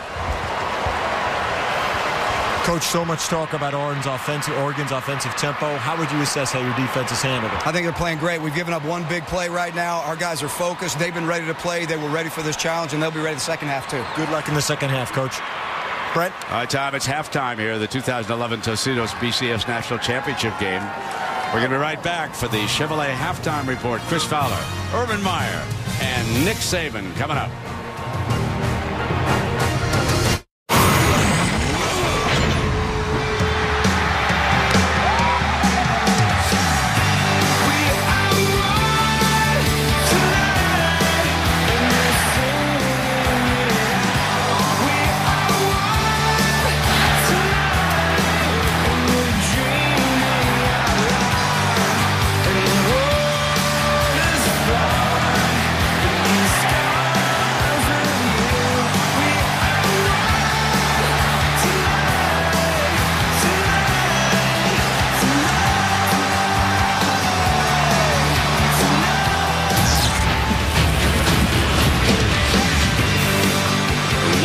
To the second half of the Tostitos BCS National Championship, brought to you by the Fiesta Bowl.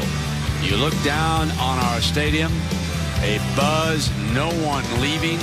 Auburn and Cam Newton lead Oregon and LaMichael James by 5 points as we get ready to start the third quarter. And keep in mind that Auburn will have the ball to start the half. So, Herbie, what do we make of what's ahead of us here, lad? Well, I think, first of all, Auburn, I think we all sense that Auburn's offense really started to find themselves there in the second quarter. I think it's important for Oregon to continue to not worry about their stats when it comes to running the football. If you're getting beat up front, you've got to be able to get the ball out of the perimeter, whether it's running or passing. But I think we're in store for a very exciting second half where both offenses make the adjustments and really start coming after these two defenses. So we shall see what adjustments were made. Ran into Nick Aliotti, who was coming back into the box, the coach's box. I was getting ready to say, you know what he said? How we doing? Great first quarter. Second quarter got a little shaky there. Exactly. So Newton ready to go to work. And the big fella.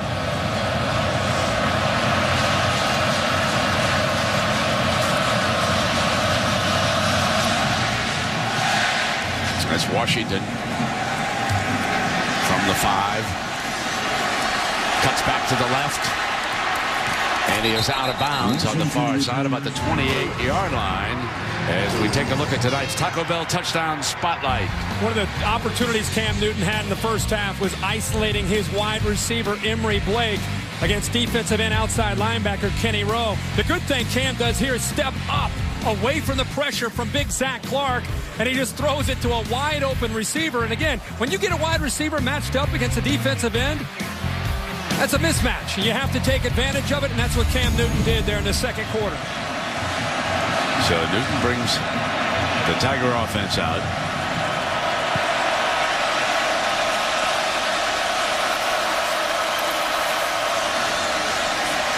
Here's the freshman.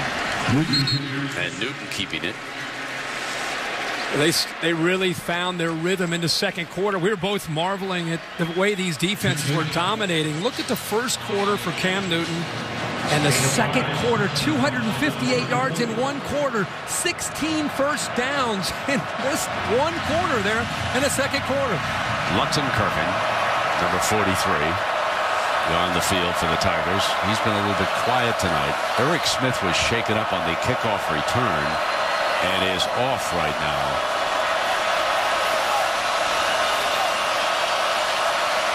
And that is Eric Smith being tended to. Newton steps away. Going to take off, dive for the first down. I'm not sure he's not going to get it. He's about a yard short. That's going to bring up a 3rd and 1. And now we've got an injured Duck player being tended to, and that's Terrell Turner, who's down.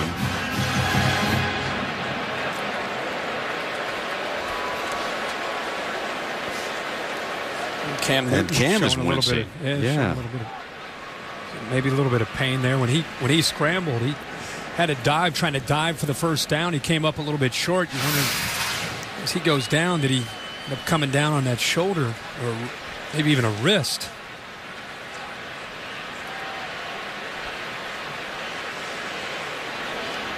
Turner also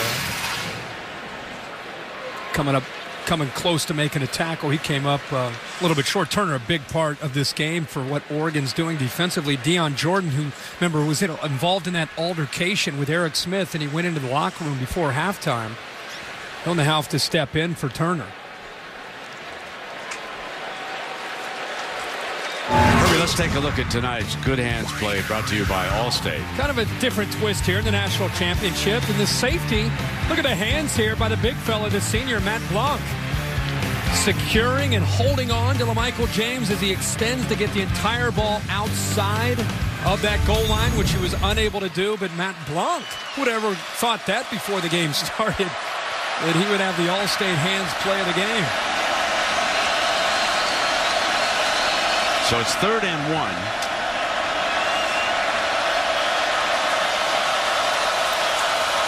1. Eric is back on the field. Newton for the 1 and a first down to the 40-yard line. You mentioned you saw Nick Aliotti, the Oregon defensive coordinator, there at half, asking you how are we doing. And I think I talked about it late in the first half. Oregon has to try to commit an extra guy, an extra safety down close to the line of scrimmage to stop the run. And when they do that, Cam Newton is going to throw, and vice versa. When they sit 2 safeties back, they're going to run. Here's Dyer. And he battles for about 4. Kenny Rowe hanging on. First touchdown tonight was scored by Cody Burns on a 35-yard pass, Herbie. From Newton. That was the first of 2 touchdown passes he threw, but then he missed a wide-open receiver that would have been a 3rd one.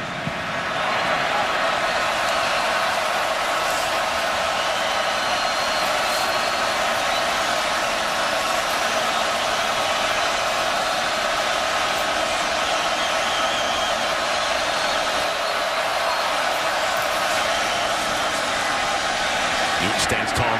Great time, far side, and there is Lutzenkirchen, his first catch of the evening. Well, they slide him out of the backfield, and what a good job by Cam Newton showing patience. You see him out of the backfield, matched up again, and guess who's trying to trail him? Once again, it's Kenny Rowe, isolated out in coverage, out in space, and Lutzenkirchen makes him pay for it. Not a quick strike outside, and Harris jumped on that route. He was all over Zachary. They're very lucky that Harris didn't get there a fraction of a second earlier. He would have gone to the house. You're absolutely right. He's a risk taker. They know that about Cliff Harris, and they will come back to that play on a double move to try to get him to bite and go around him. They're taking notes on the sideline. Gus Malzahn already knew that Cliff Harris will take chances. That confirmed it. I guarantee you they will go back to that look and try to go after Cliff Harris by biting up like that. Fannin in the backfield, and Newton follows him short of the 10-yard line. He's down at about the 11. Boyett. All month people talked about how do you stop Cam Newton from running the football. You can't do it with one guy. You've got to do it with a group effort. Gang tackling is the only way you can slow him down. Sometimes the Ducks were lucky enough to hold him short, put up another 3rd and 5 for Cam Newton in this offense. Emory Blake is slotted to the right. Smith back on the field, in the backfield.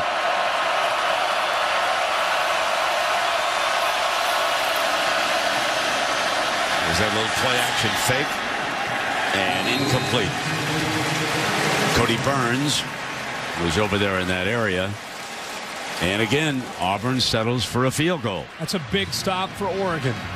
After the way the first half ended, the way the flow of this game was going, for Auburn to come out and have some big plays here, move quickly into the red zone of Oregon to force a field goal, that was big. I think we got a shot of Malzahn, and he was not throwing bouquets at Cam Newton down there either. This is a 28-yard field goal. Good. And so it is 19-11. But it is still a one-possession game for the Ducks. It's their turn when you come back.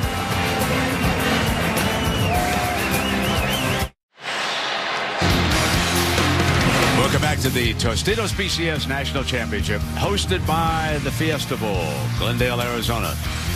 Home of the Arizona Cardinals in a beautiful dome stadium here, jammed to the rafters. It was a tough, tough ticket.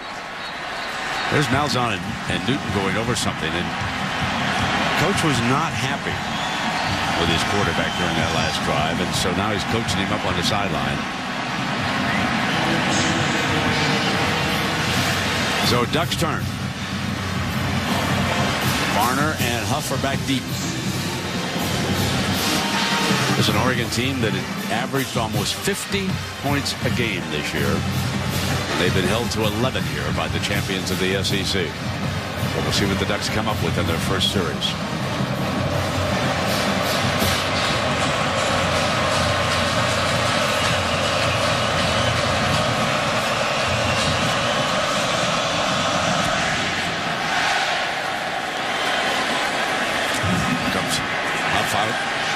Yard in the end zone. There's that end around look again, and he keeps it. And that time they were faking.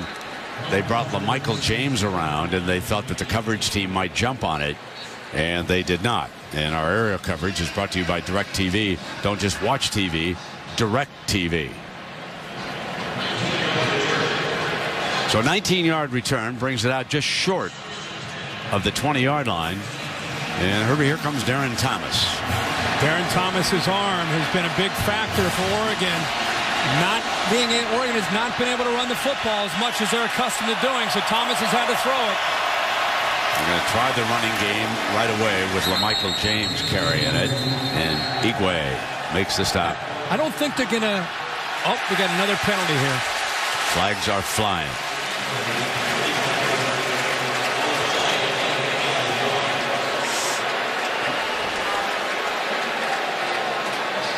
Well after the whistle blew. Following the play, personal foul, number 90 on the defense, 15-yard penalty, automatic first down. What's interesting about this is Nick Fairley has a reputation of being a dirty player. In fact, Darren Thomas, the Oregon quarterback, came out and said, yeah, he is a dirty player. Look at that right there. Fairley's been doing that all year. He did it this time right in front of the referee, and it cost him 15 yards.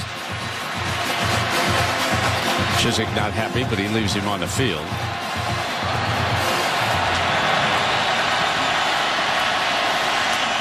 Quick strike. 2-A. Crosses midfield for a first down, and Maehl unloads on it. Boy, nice job by 2-A of catching the ball in traffic and then getting underneath Josh Bynes right there. It's a middle linebacker getting ready to knock you out. He secures the football and then cuts back underneath him and picks up more yards, getting across midfield.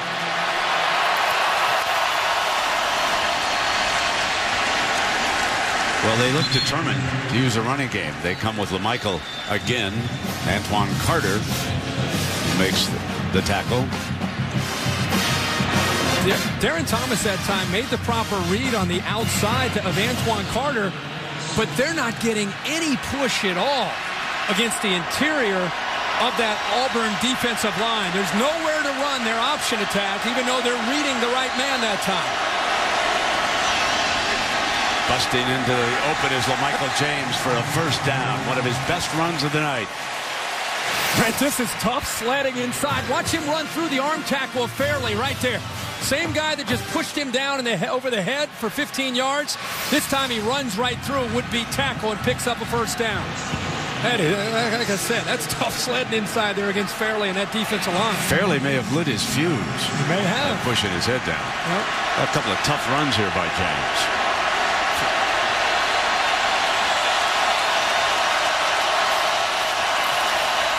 We're going back to the old basics, and Darren is sacked from behind by Fairley.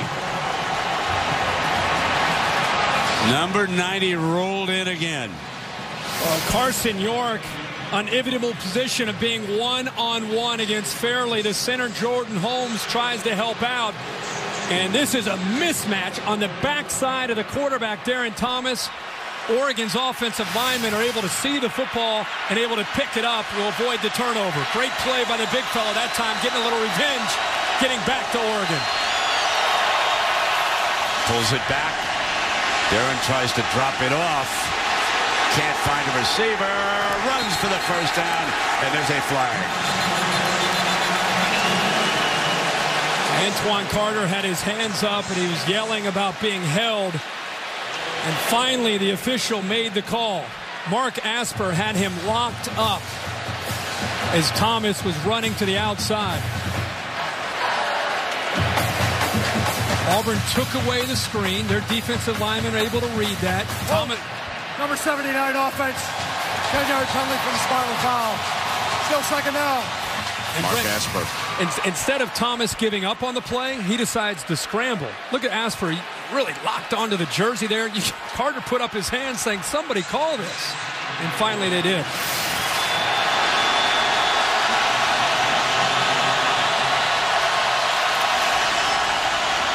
On 2nd and 16, an inside running play with Varner. And Josh Bynes, their fine middle linebacker, number 17, makes a stop. Gotta wonder if Chip Kelly's thinking 4-down territory with that play call in 2nd long. And Bynes will shake it up now.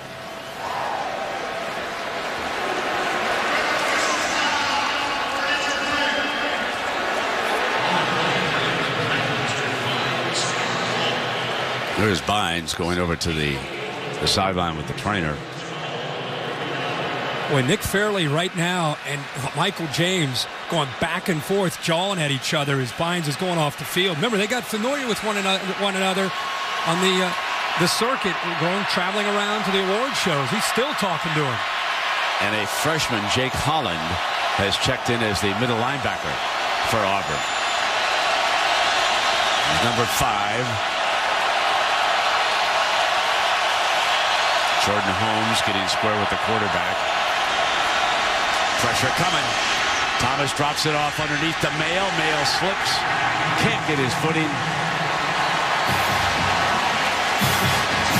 How about this? Instead of rushing Fairley and Blanc, two of the enforcers, they drop him back in coverage. Look at Fairley dropping back in coverage. Fairley's dropping like a linebacker with a zone pressure look. And instead of coming after the quarterback, they try to confuse Oregon's offensive line, and Fairley ends up making a play out in space against Maehl. Jackson Rice in the punt. Darvin Adams is back deep.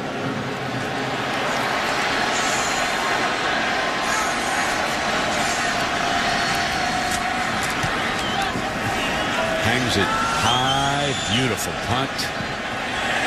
But it rolls on into the end zone. Auburn football on the 20-yard line when you come back. They lead it 19-11.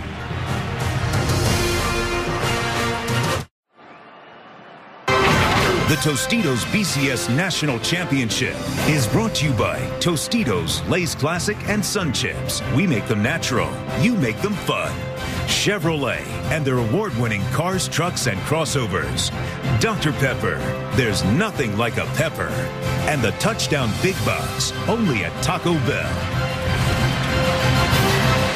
So we welcome you back to the BCS National Championship here in Glendale, Arizona, hosted by the Fiesta Bowl, which was played here earlier in the bowl season. Oklahoma, a winner over Connecticut. And a brand new field was brought in for this championship game. It was laid down following the Fiesta Bowl. Dyer, the running back, in the backfield, gets this carry, tries to get the edge, and he's out of bounds after about a 5-yard gain. Let's go down below now to Tom Rinaldi. Well, Brent, teams from both sides have been slipping since the opening kickoff in this game. On the Auburn side, they've been taking out rubber mats with huge rubber spikes on them. Every change of possession, the offense and defense rubs their cleats through it to try to improve their traction. Look for it for the rest of the game. All right, Tom, 2nd and 5.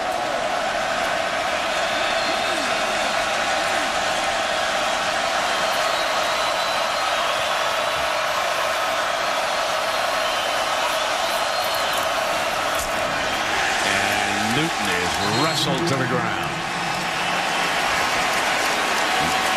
Deion Jordan steps in for Terrell Turner, who went out earlier and comes down. Makes it very, very tough. That's a read for Cam Newton. He's trying to figure out if Jordan is going to take McCaleb or take Cam Newton. He had such acceleration that he disrupted the play before Cam Newton had any chance at all to read.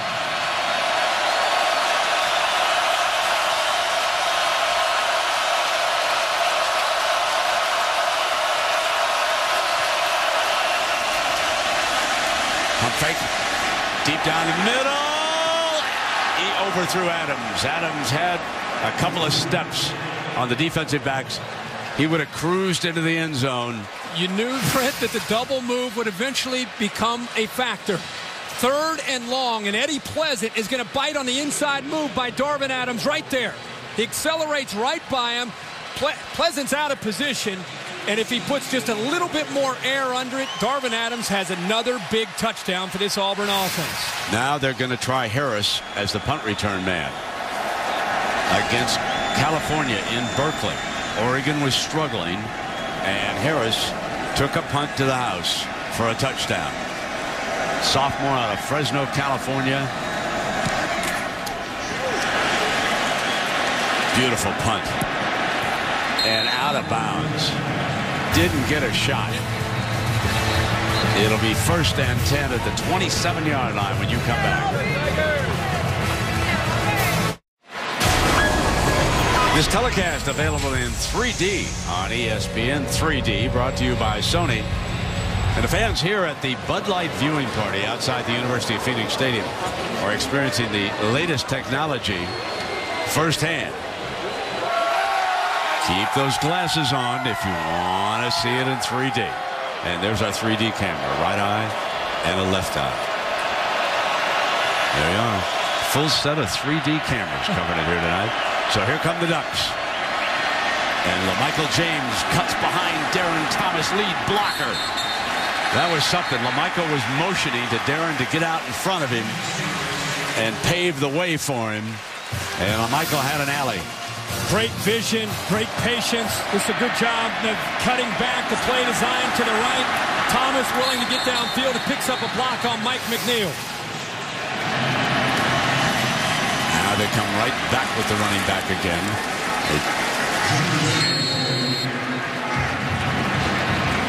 There's a lot of pushing and shoving, and right now this Auburn defense trying to impose their will on LaMichael James the last few series.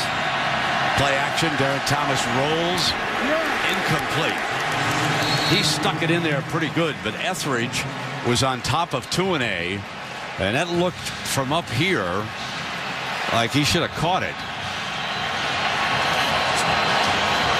And now Etheridge on that far side is down, and they can ill afford to lose this young man. It was such a remarkable story. He injured his neck, and some thought he would not play football again, but he was able to come back. And let's check in down below with Aaron. Hey, Brent, LaMichael James just came off the field with a left hand injury. He has 3 trainers surrounding him right now. They're looking at the top of his hand right now. So we've got James down. That's why Barner is in the backfield, and we've got 2 big-time players down with Etheridge on the other side. Yeah, Etheridge, as you said, is a big loss. Demetrius McNeil, true freshman, comes into the game. Here's Darren, has time, can't find a receiver, and he is ridden out of bounds by Zach Clayton. Folks, when you talk about what the SEC has done, and it didn't just start 4 years ago, but where their strength is over almost any conference in the country at any time is in the defensive line. When you get a player like Fairley who can close like a defensive end, you look around the National Football League, check the roster of your favorite team. Chances are there's an SEC player in that defensive line. It is now 4th down, and look at the pressure that shows up here for Auburn.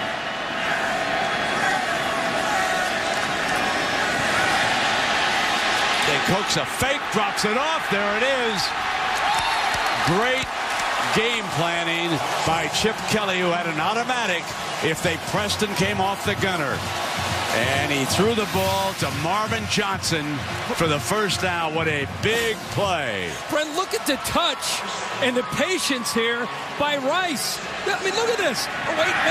The guy's closing in on him. He just shot puts it right over top of the defender, McNeil, who's in coverage. Chip Kelly again with the courage to make this call on 4th down. Another fake punt. They've done it a lot this year. There's the play action. Darren Thomas strikes deep, high, 2-8, touchdown. Oh, what a no! He's tripped up on the 3-yard line. What a grab. Oh, what a catch by the young man. And Maehl saves the score. 43 yards. 2A has had a great game, and I love the call by Chip Kelly. After getting the Auburn defense off the field, they've got to come back on the field after the fake punt. What concentration. A good throw that time by Darren Thomas. And the bigger receiver, 2A, goes up to make the catch at 6'5". Now the Ducks will try to finish. Remember, LaMichael James injured on the sideline. Barner is the running back.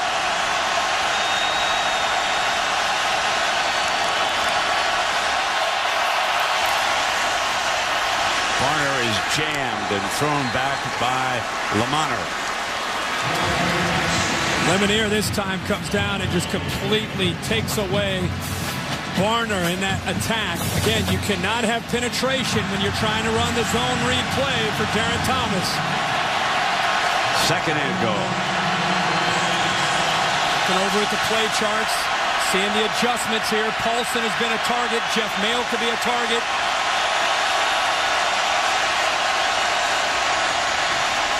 Darren wants it himself. And he can't get away from the defense. Maehl is there. This Auburn defense is going to make you earn it if you're going to try to run the football inside the 10-yard line. Even though they just gave up that big play to 2A, they take so much pride in making teams have to throw to get the ball into the end zone. And LaMichael James returns. Third down.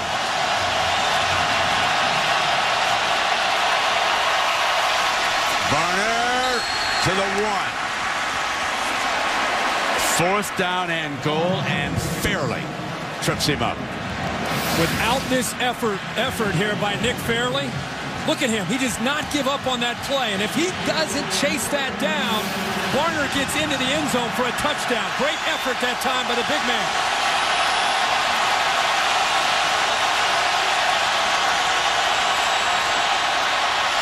Barner, and he is stopped. A great goal line stand by the Auburn Tigers, and there is a fired-up coach, Teddy Roof. Watch Nick Fairley get penetration, completely just pushing the Oregon offensive line, and Jordan Holmes back into the backfield, allowing the rest of the Auburn defense to corral and get in on Kenyon Barner. Maehl is in there, the corner dip, Delon Washington. The Auburn defensive line. They've done it again. Well, the DirecTV Drive to the National Championship bus has completed its journey, providing us with live shots and coverage of both teams all week long at the Tostitos BCS National Championship. Look for it again soon on campuses across the country as the DirecTV mobile studio gets fired up for spring football come April. But both of these teams have been stopped at the 1-yard line. Remember, that led to a safety when LaMichael James could not get the ball completely out of the end zone. Here is Cam Newton to the 4-yard line on first down. If you're wondering about Newton's statistics here tonight, he has thrown 26 times. He's 17 of 26, 225 yards, 2 touchdowns, and an early interception. He's been held to 14 yards rushing. And, of course, a couple of sacks that's subtracted from that rushing total. Second down and 7. Snaps it off, complete for a first down. Lutzenkirchen, that's his second reception. Oregon has got to do a better job of trying to get Cam Newton out of rhythm when he drops back to throw. When he has a chance to settle and get his feet set and make a read, pretty much right now he's been able to make the throws that he needs to from the second quarter on.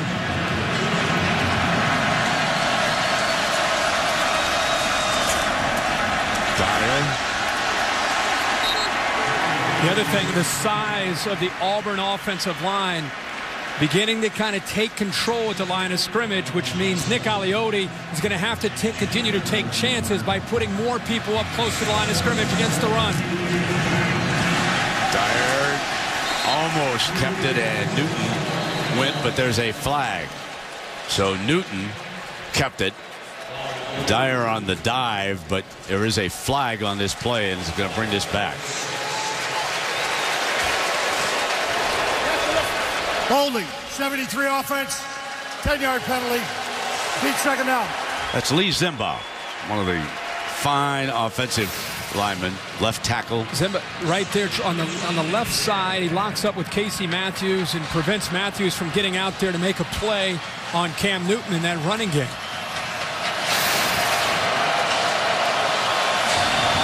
Voted the best blocker in the SEC.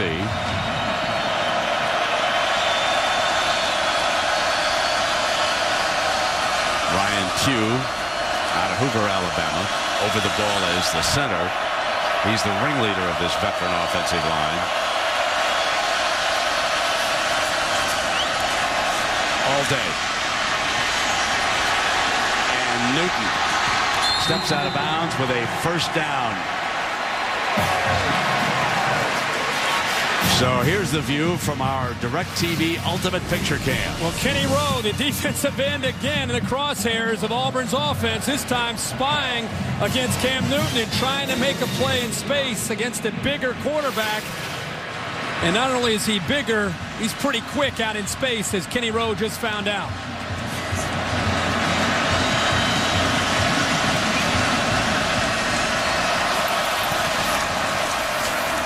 Dyer.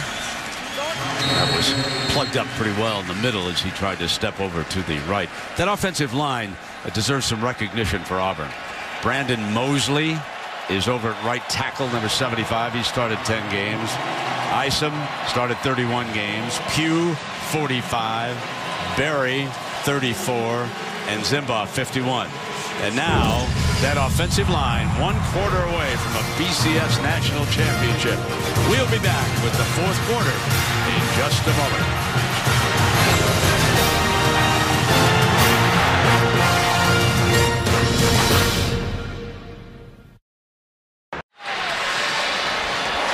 If you're an Auburn fan, you're familiar with this.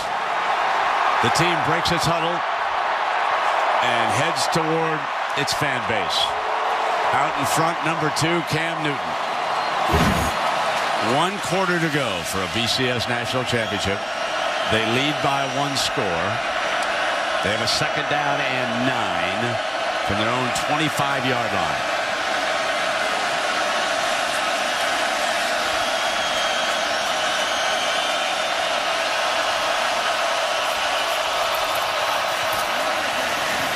Dyer.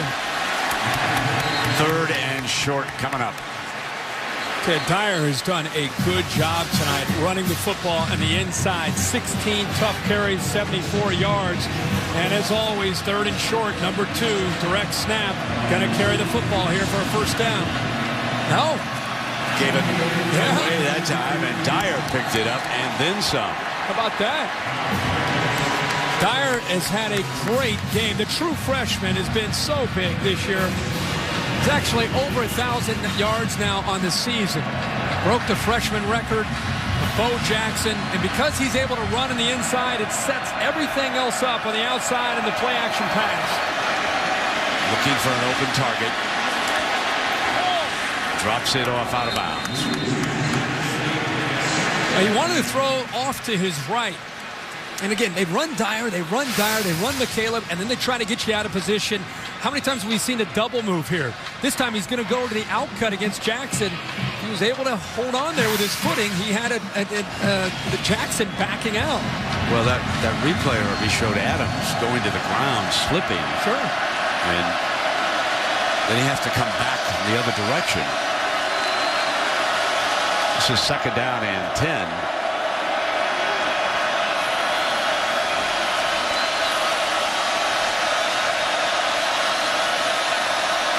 Zachary comes in toward the formation. And the clock. Timeout. Auburn. First team timeout. Gus Malzahn must have caught that from the sideline before the clock ran out. So they burn a timeout, leading 19-11. Just underway here in the fourth quarter.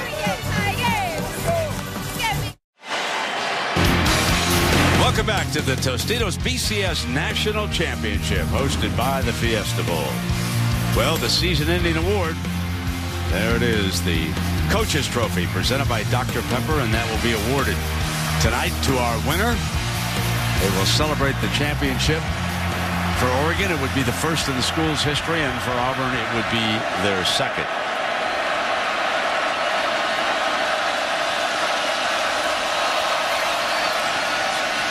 Newton, Matthews, and over on that far side, he is down short of the first down. It's interesting to look at the number of plays that have been run by these two teams. When you play Oregon, they put up about 70-some snaps a game. They've had only 52 today against the Auburn defense. 67 for Malzahn and the Auburn offense. So, in effect, they have taken the Oregon game away from them here tonight. Third down. In trouble, incomplete, and he had Blake crossing. If they'd hooked up on that, it would have been a big game. There's a big risk here by Oregon's defense because they brought the house. They brought the linebackers, all three of them here. They brought one extra man than Auburn could handle up front, and it left their defensive backs one-on-one. If Blake's able to hold on to that, he's able to pick up the first down and a lot more yards. So here we go, Herbie. Harris is back deep. Oregon needs a spark. 19-11.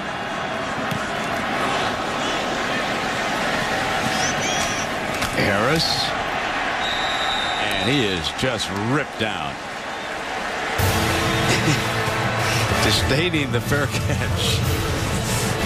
All right, we've got a timeout. The Tostitos BCS National Championship is brought to you by Tostitos, Lay's Classic, and Sun Chips. We make them natural. You make them fun. Vizio, delivering entertainment freedom for all. Discover, official card of the Bowl Championship Series. And Nissan, proud partner of the Heisman Trophy. Well, the Ducks, in search of an offense, will have the ball here. 13-24, down by 8 points. Chip Kelly trailing for the first time in the fourth quarter this season. Darren Thomas rolling to the right. One hopper incomplete. Last 4 drives are to tell everybody how they have struggled offensively. Going back to the safety where it started, obviously that drive started at their own 1-yard line. From that point on, a punt, and then being stopped at the 1-yard line when they went for it on fourth. LaMichael picks his way. That is a penalty flag.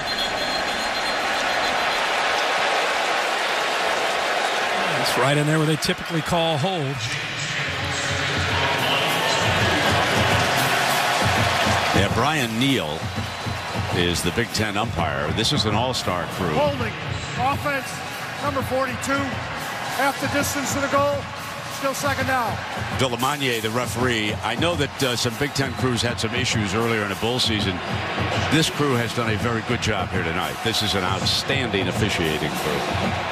Once again, Oregon finds themselves deep in their own territory inside the 10-yard line. The Rascals will be coming. And they've got him fairly. That's close to a horse collar. I wonder how he likes Carolina blue. Brent, they want to read the in man on the line of scrimmage, Carter. But to do that, it's Goggins actually on the end. To the far left. See how Goggins stays outside?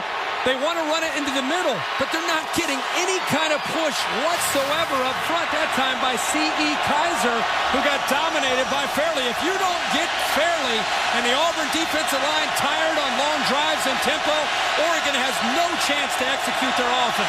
3rd and 18. They're coming after Thomas. He got it out. Complete. Paulson. And Paulson is out of bounds, bailed out. Darren Thomas with a splendid job of saving this play, and then 42 worked his way open for 33 yards. They brought the pressure by Josh Bynes. Watch LaMichael James, Brent. Good job of the blitz pickup. Buys enough time. And how about the patience and the vision downfield as the pressure was coming around Darren Thomas. So here come the Ducks now. First down and 10. Play fake again, drills it for another first down to the far side, and DJ Davis. On that throw, and we watched them this week in practice, they practice it a lot. It's a quick fake. They try to get the cornerback, the defensive back, up close pass, and then Darren Thomas has to throw the ball on a rope to get the ball out there in space to Davis. Etheridge back on the field. Remember, he was injured earlier in the game.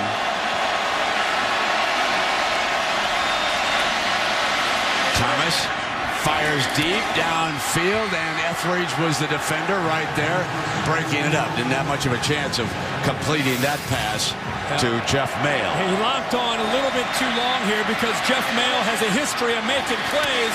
He tried to get him behind that. Ball is actually thrown downfield there, and Maehl did everything he could. He went back to being his old free safety days and trying to keep the ball away from Etheridge. Second down and 10 from the Auburn 49. That screen to Davis. Greg Stevens is one of the defenders over there. Tough play to make work without a lot of room.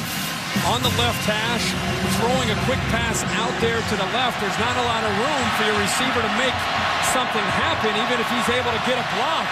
Auburn is just too fast back into the boundary like that. Now Roof and Auburn able to substitute on defense.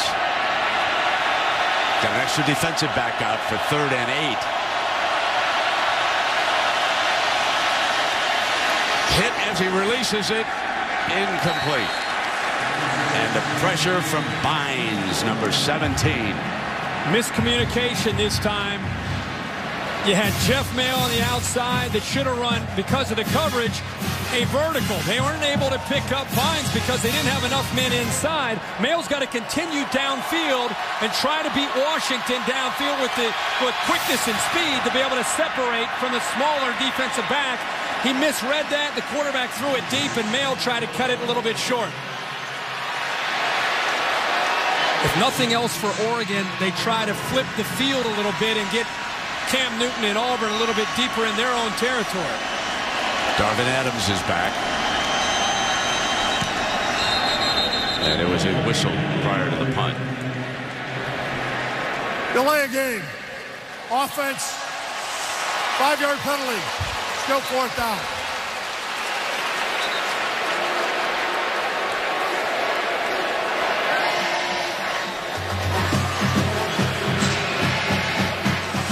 So it is 4th and 13 now for Rice.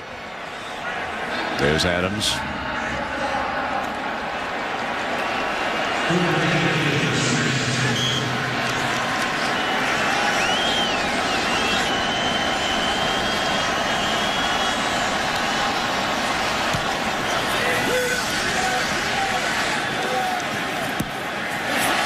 And it'll be out of bounds. So Auburn will take over on its own 21-yard line when you come back.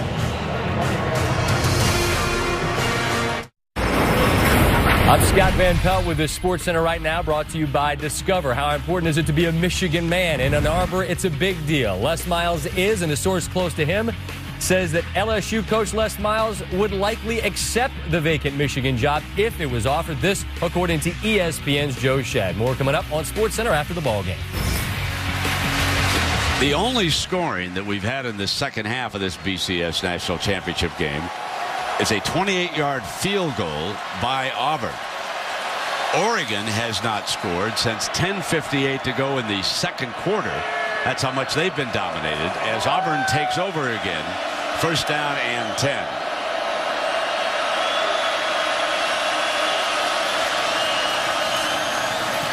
McCaleb lost a yard. sort of a slow developing handoff. Huh? Yeah, it sure was. And again, trying to find a little bit of a running seam back towards the Auburn sideline, running back to the short side of the field where Caleb's speed and his big plays have been to the wide side of the field because of his speed on the perimeter. Puts Auburn in a very rare second and long situation.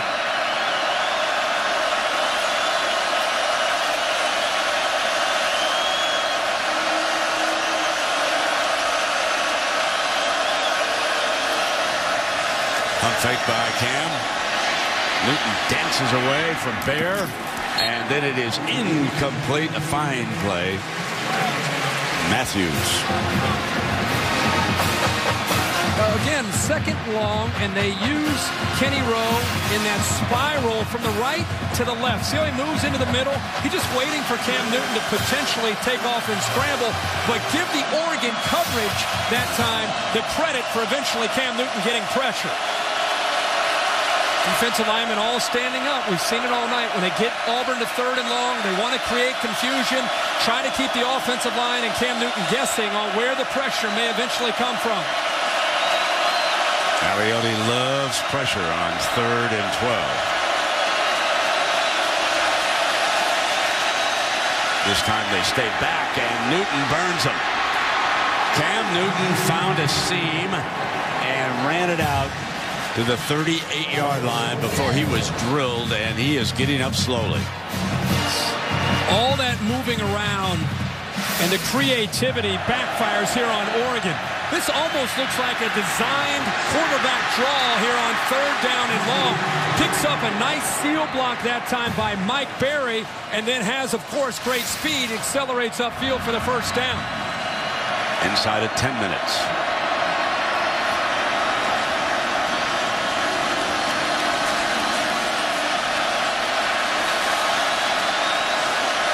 Down to 2 seconds. Dyer.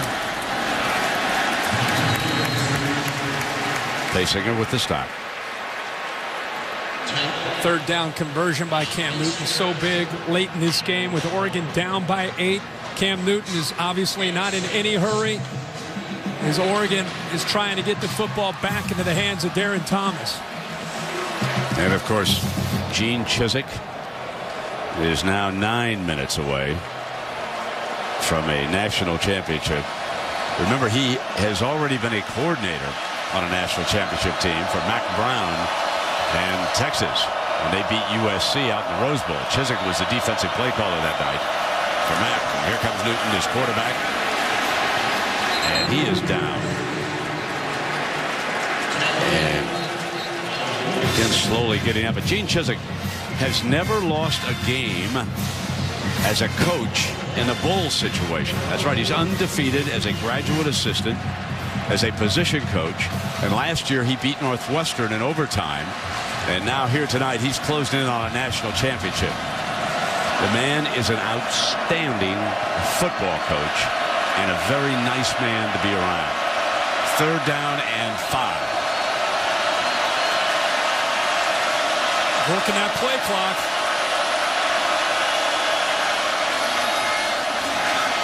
Play action. Drops it off for a 1st and 10 to Fannin. Fannon's first catch of the night. And he is into Oregon territory. This is a really nice job by Mario Fannin, the senior. Watch him coming out of the backfield. Just patiently work back to the middle, getting away from the linebackers, finds the opening. He has become their 3rd down back and does a good job of being in sync with Cam Newton. There's a big time. There's Bo Jackson cheering him on. You can tell that Cam feels very comfortable with Mario Fannin on those 3rd downs.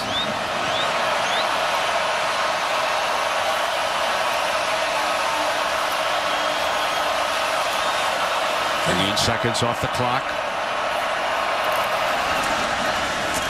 Dyer hit in the backfield for a loss, and that was a fine move by Kenny Rowe. As fast as Oregon can score, Brent, you still kind of sense down 8 late in this game, the emotions, the wear and tear of the game. Auburn's had 75 plays. You just feel like if Oregon's unable to score, if Auburn is able to score, this is a huge drive in this game. fewest points that Oregon has scored this season, if this stands. They scored 15 in beating Cal, and that was their season low. And the Auburn coaches spent a lot of time going over the Cal tapes because the Cal defense of Jeff Tedford played very well against the Ducks. Here's a little pump fake by Newton, and threw high outside. And for a lot of you who are watching, it'll be interesting to see what the pro scouts, what the fans think. I have a feeling that Cam Newton can play at the next level. I know he's thrown high a little bit here tonight. Got strong arm. You can't stop him on 3rd and 2, Herbie. I think he's a first rounder. I think he'll come out and he will go in the first round. This is a huge 3rd down right here. Oregon's got to try to get pressure to disrupt his rhythm. Cam Newton has been on fire here, either scrambling or finding open receivers, converting 8 of 15 3rd downs in the game. And you can see that Fannin, the 3rd down back that Herbie talked about, is back in the game. Blitz pickup, throws deep down that far side, and is he out of bounds? That was very close to Zachary. Zachary usually catches the ball close to the line of scrimmage. Once he secures the football, clearly out of bounds. So the Oregon defense again holds up and gets the ball back to their offense, providing there is a fake punt here on 4th down or a fumble on the return, and gets the ball back to Darren Thomas now with 6:42 to go. Oregon's defense has done about all they could do keeping Cam Newton to 19 points. Handles the low snap and does not give Harris a chance. Coverage teams for Auburn tonight have done an outstanding job. It's up to Darren Thomas in the offense now.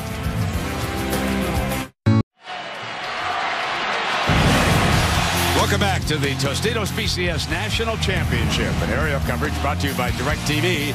Don't just watch TV, DirecTV. Our crowd tonight, 78,603. That is the largest crowd in this stadium's history. And the Auburn fans are enjoying this greatly right now. 6.5 minutes away from their 2nd national championship. Darren Thomas incomplete on that first down throw to an A, the intended target. It'll be 2nd and 10. And time starting to become a huge factor for the Ducks. Darren Thomas and his arm. He's 21 of 30 for 295. His decision making and his accuracy going to be very big here late in this game to give the Ducks any chance at all moving the football down the field.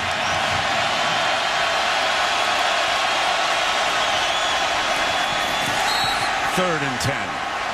And that was Antoine Carter, who made, in my mind, the biggest play of the year for this Auburn team against Alabama. He sure had a great play when he caught up to Mark Ingram. And here this time with Auburn, and they just are pinning their ears back. They know what Oregon's trying to do here.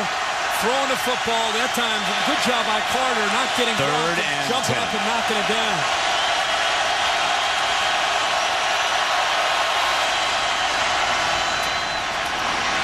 First down. They went back to number 23, Jeff Maehl. Everyone who plays him says, you know, he is really sneaky fast. And the accuracy that time by Thomas of putting the ball right where it had to be allowed Maehl to catch the football, turn, and get upfield in a hurry to get the first down. 116 yards receiving by Maehl here tonight.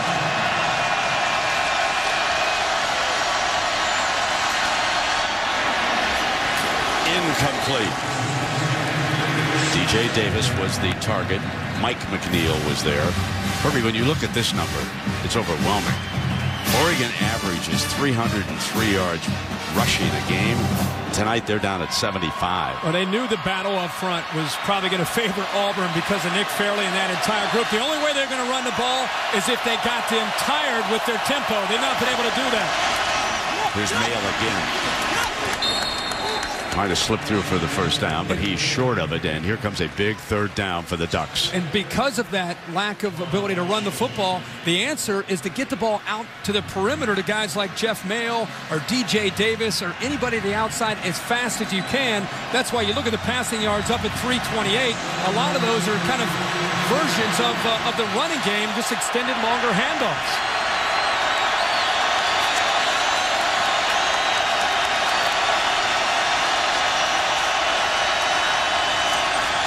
Hit in the backfield by Carter. Antoine Carter breaks through on LaMichael James and throws him for a loss. The SEC defense standing tall again. Well, it's easy to say this, but Darren Thomas, that was his read. Carter collapses down, and he actually took both of them out. Thomas and that time, James. Adams with the fair catch at the 29-yard line. Well, Oregon did threaten. Varner stuffed. Twice inside the red zone, once an interception, once turning it over on downs, coming away with nothing inside Auburn's 20-yard line. Give Auburn's credit to the defensive line, especially that play that you just showed, that we just showed, kind of symbolic of the way this entire game has gone for Oregon's offensive line when it comes to their running game. Now Zimba, Berry, Pugh, Isom, and Mosley, that offensive line, will try to put it away. 5 minutes. Newton. That's where Nick Aliotti and the defense clearly have to take chances and just overload the line of scrimmage and blitz Cam Newton. Try to use their timeouts here and get the football back to the offense. Newton shaking up a little bit as he comes up. But let's go back because I want to show you this great play against Alabama. Remember now, we're talking 24-0, folks. This would have been 31-0. And look at Carter. That's about a 40-yard run. Washington goes after it and recovers it rolling out of the end zone. And so Antoine Carter, a young man from Dillard High School in Fort Lauderdale, made a huge play. I just cannot imagine anybody coming back against Saban and the Tide down 31-0. I mean, 24 was bad enough. I thought that was a remarkable performance. But there's the young man who made that play. Being standing on the field for that game when that play happened, because you're right, if Ingram scores or Alabama scores on that possession to go up 31-0, the game's over. He definitely not only saved that game and got Auburn some life, but he also turned the momentum of that football game around on the road in Tuscaloosa. 2nd down and 9. 5 minutes left. Ducks need the ball back in a hurry.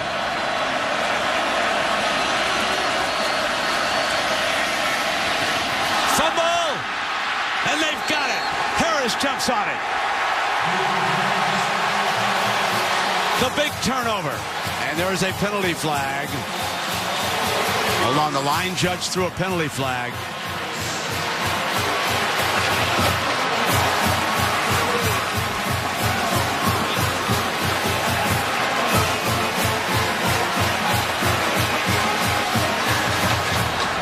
Following the fumble and recovery, we have a dead ball, personal foul, number 45. That 15-yard penalty be assessed. First down, Oregon. So we brag about him, and then he goes out and commits a personal foul. And Brett, watch the effort here by Casey Matthews. He realizes he's got to make a play. He comes all the way from the backside against Cam Newton and did exactly what we just showed with Antoine Carter against Alabama. You said they need to make a play to get the ball back in a hurry. Was this fast enough? What great effort by the senior Casey Matthews to knock that football loose, and the Ducks have life here now late in this game. Matthews, one of the great football families in this country.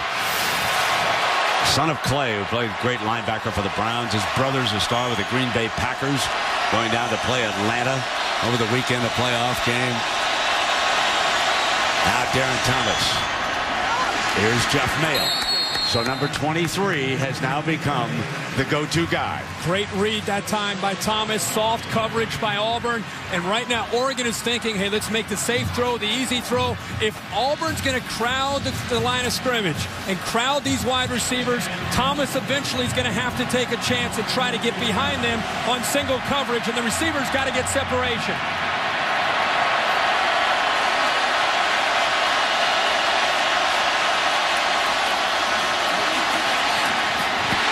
Almost intercepted. Tynes, the linebacker, was standing there, and it was an ill-advised throw. Barner, the intended target. Well, the snap isn't the greatest, but nonetheless, look at Nick Fairley again. Again, in the line of scrimmage, setting up camp every time that Darren Thomas drops back to throw the football. 2nd and 10.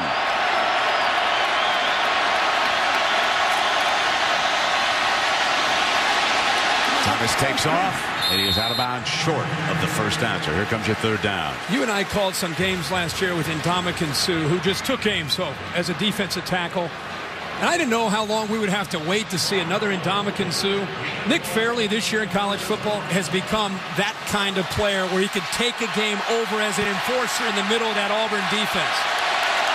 3rd and 5.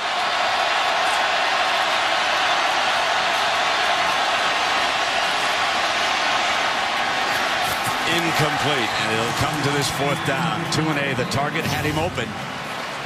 2-A, we just talked about separation. You're going to match up with a wide receiver isolated one-on-one against a safety in Zach Etheridge, who's been fighting cramps to stay on the field. 2-A got the separation. He was wide open. Thomas just missed the throw.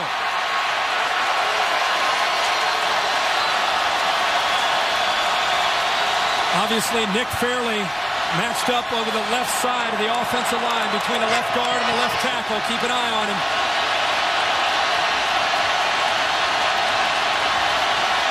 LaMichael James goes far to the left. They come back underneath, and a great grab for a 1st down. Davis is smacked at the 10-yard line by McNeil. And the LaMichael James to the left side set this up coming the other way. Brett, watch the umpire here set a screen on Zach Etheridge.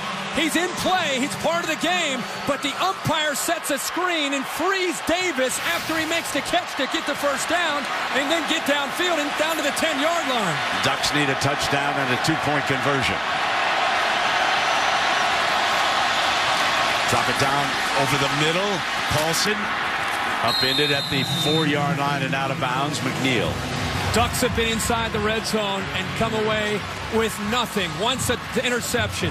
Once they went for it on 4th down, it came up a yard short. Back inside the red zone. Remember, they can get a 1st down inside the 1-yard line. It's not 2nd and goal. Caught him moving. They caught Fairley.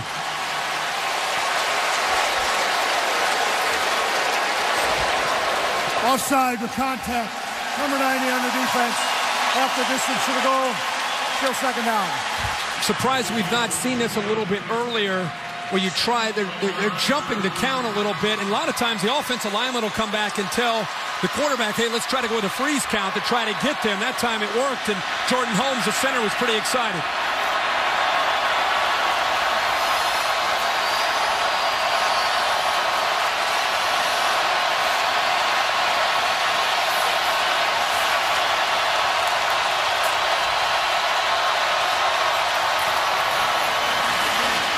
Short.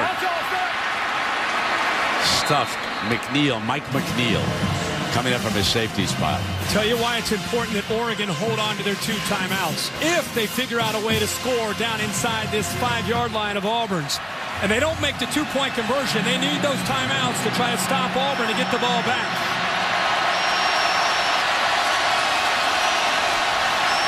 This is where they have backed up here tonight against this Auburn front.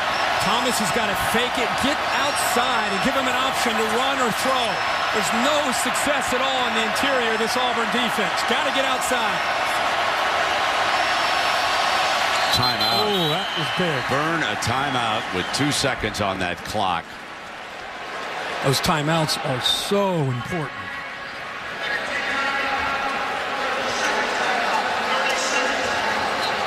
It looked like maybe a little bit of a mental breakdown there by LaMichael James. Well, a reminder to stay tuned for the Ford BCS postgame show immediately following tonight's game.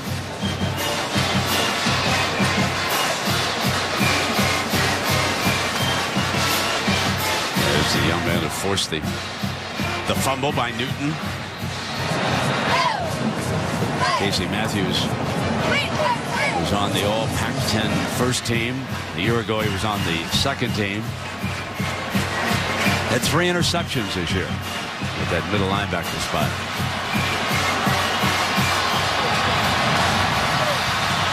And they threw a pass deep in Auburn's territory where they rolled to the right and threw back to James for an easy touchdown. They're not going to have any luck running into the middle of the defense. They've got to either throw it or get outside on the perimeter to give themselves a chance.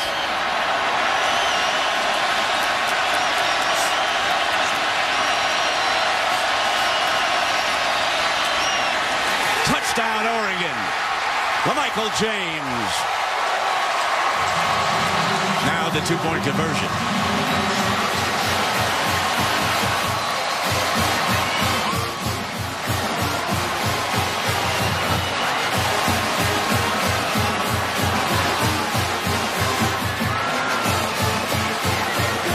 That's why that timeout, Brent, that they ended up using on the previous play is so important. If they missed a 2-point conversion, they're now only down to 1 timeout.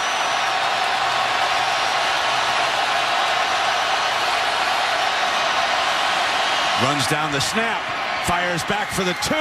Jeff Maehl got it.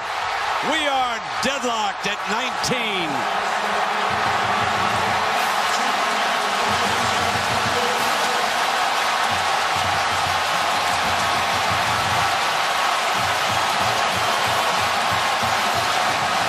This all started, Brent, as you mentioned, with the effort by Casey Matthews to knock the ball away from the Heisman winner, Cam Newton, which eventually Oregon was able to secure there with Cliff Harris. Then a big, pivotal 4th down play, trying to convert, trying to come up with something to keep the play alive. The umpire gets in the way of Zach Etheridge. Davis gets downfield inside the red zone. What a call by Chip Kelly on the touchdown. Draws Greg Stevens towards Darren Thomas. Dumps it on the shovel pass underneath with the lane there to run. And a 2-point conversion. Jeff Maehl knew exactly where he wanted to go. You'll see him come from the right to the left. Thomas handles the snap. Knew exactly that he was going to eventually throw it back without even looking to Jeff Maehl. And Maehl holds on to the football for the 2-point conversion.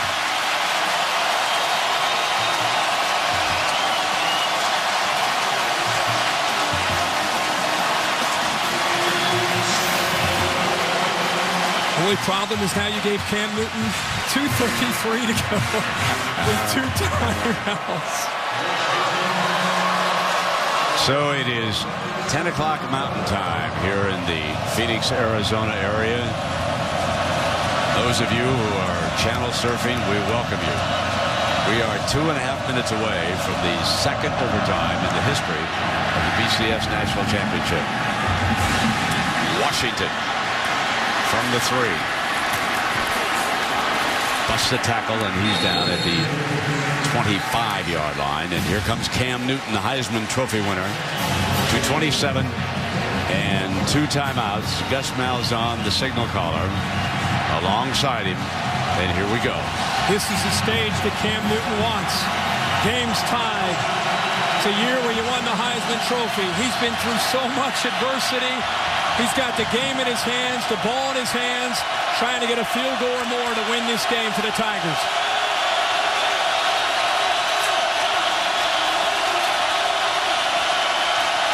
Flare outside, and Blake runs for a 1st down. Little things like accuracy from Cam Newton. Missed tackle by Oregon allows Blake to pick up a nice chunk of yards out to their own 40. And now Auburn starts to pick the tempo up a little bit.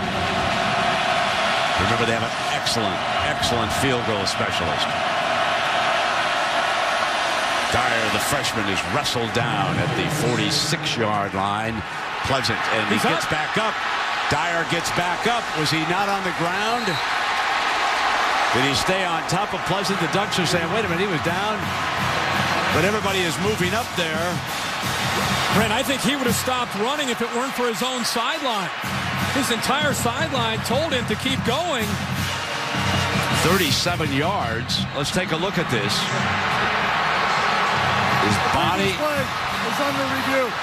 And we will review it because I'll tell you, from that look, I did not see a knee down on the ground. Now, I know it's a first look, but take a closer look here, Herbie.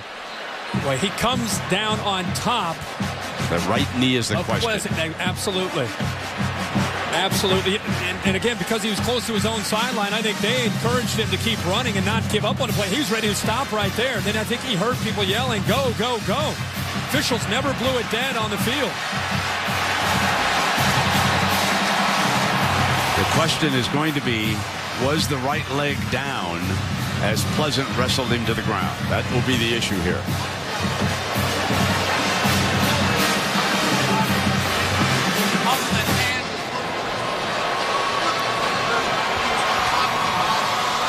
So, Herbie, the question is, was the entire body on top of the defender here? He looks like he's on top of the defender to me. I mean, he got his hand down, but he got his hand down, but he got the palm of his hand down.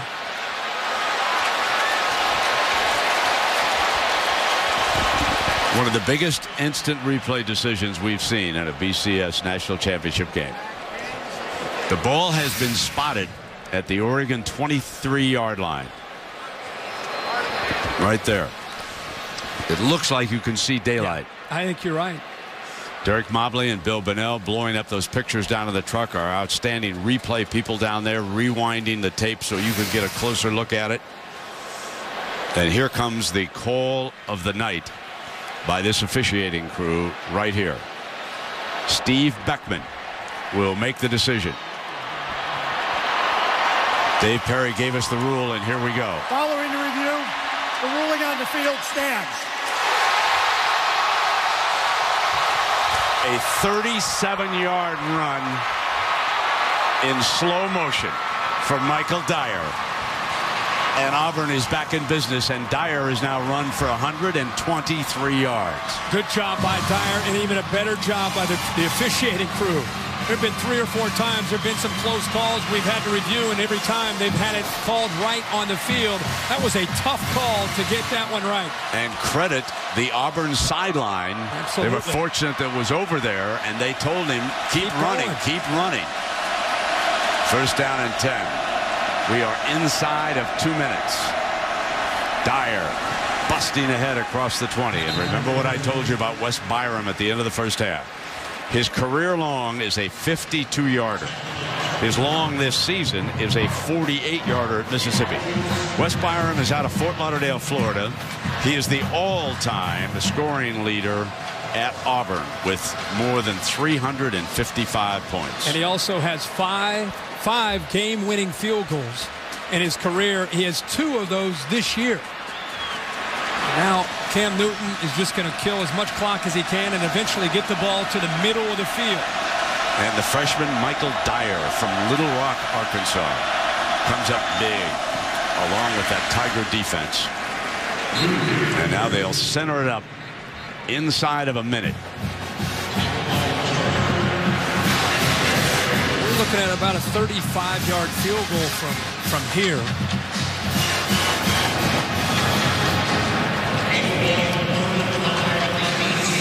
That young man went to one of the great high schools in South Florida. A lot of football players come out of St. Thomas Aquinas, and that's where Wes Byram played his high school football.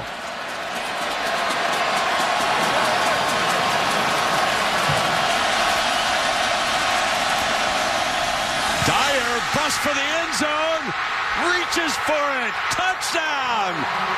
Take a seat, Mr. Byram. Mr. Dyer says there'll be no field goal tonight. Let's take this to the house.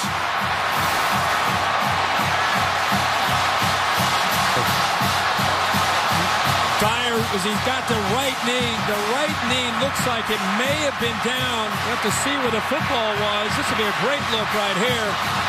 It's completely surprising Oregon. That time he's down. Yeah, but where is the ball? Yep, it's going to come down to where the football was. No the question. Right knee touched. No question. Previous play is under review. But Brent, the play itself, it hit so fast that it just shocked Oregon's defense. Dyer puts an exclamation point on his night tonight. What he's been able to do now, 144 yards for the true freshman in the national title. If Boyett did not come over, he would have just taken Eddie Pleasant into the end zone. Knee is down. Tough to see it from that angle where the football is. Up being a true freshman, playing high school football in Little Rock last year on this big a stage, having this kind of night. It looks like he's a little bit short. I think so. Yeah. I would not at all be surprised to see this spotted just outside the goal line, and Mr. Byram may get his chance after all. You've got 10 seconds left on the clock. Either have Mr. Dyer or now, do you Mr. run? Newton. Well, you don't want to run here. You might want to throw it incomplete in the end zone. Well, true. Okay, you don't want to be running the ball. Well, you got a couple timeouts. Well, that's the... What would you do? If the ball's at the 6-inch line... Right. And you've got still 2 timeouts to go. Let Newton carry it in. Cam Newton's been almost unstoppable the entire year, but Dyer's got the hot hand. How about you run folks at right home? up the middle? How about you folks at home? If they don't give him the touchdown, 6 inches. What would you do right here? Who's been the man all year for you in these kind of situations? Number 2. Yeah. And if when he jumps, he's 6'6", 250. He goes airborne, reaches the ball across. That's how he's done it all year. Still have 2 timeouts left. Here we go.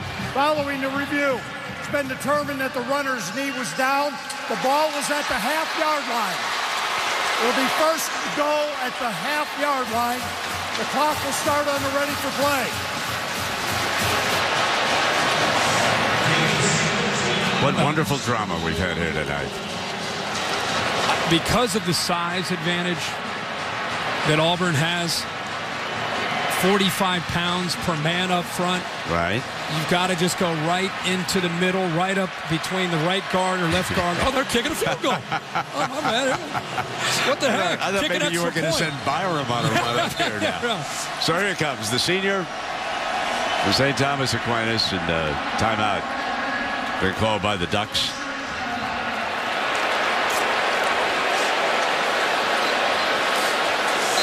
I still, with 10 seconds, would consider running the football. You got 2 timeouts now. I just don't trust kickers is my problem.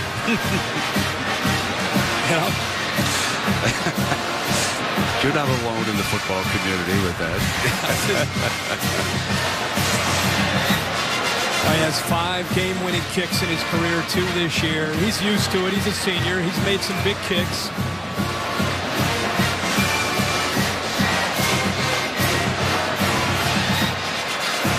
I think Malzahn might be lobbying. That's for you, Herbie. Your point of view. Run the big. I think Malzahn is lobbying. That's what I think. Did somebody call them from up here? Run the football and use your time. I think that's exactly what happened. I think Malzahn went into that huddle because Newton's going for his helmet. Go get it, big fella. Go. Here we come. I say nothing. This is how the season should end, right? Cam Newton, by far the player of the year in the country, should score the game-winning touchdown.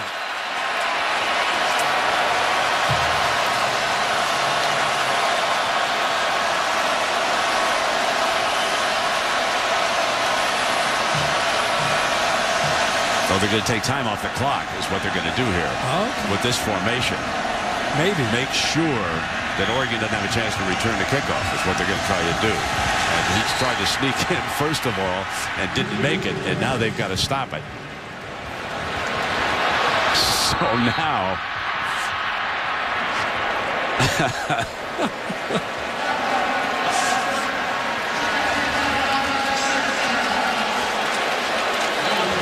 so Wes Byram coming out here. Backup quarterback Neil Cottle is the holder. He's from Hoover, Alabama.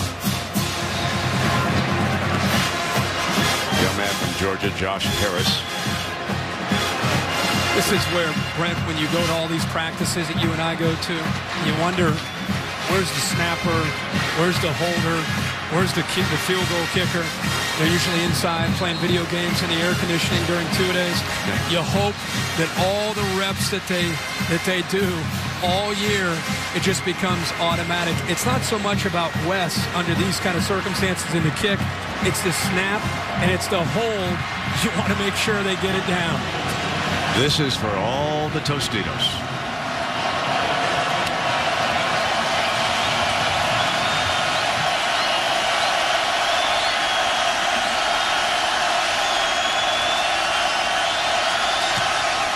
Auburn wins the BCS National Championship.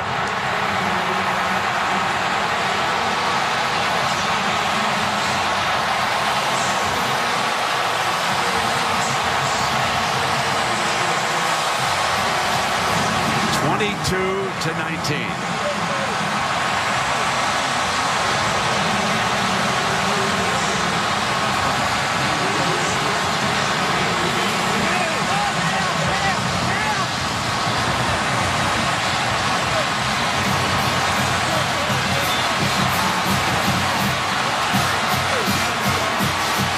The confetti flying here in Glendale.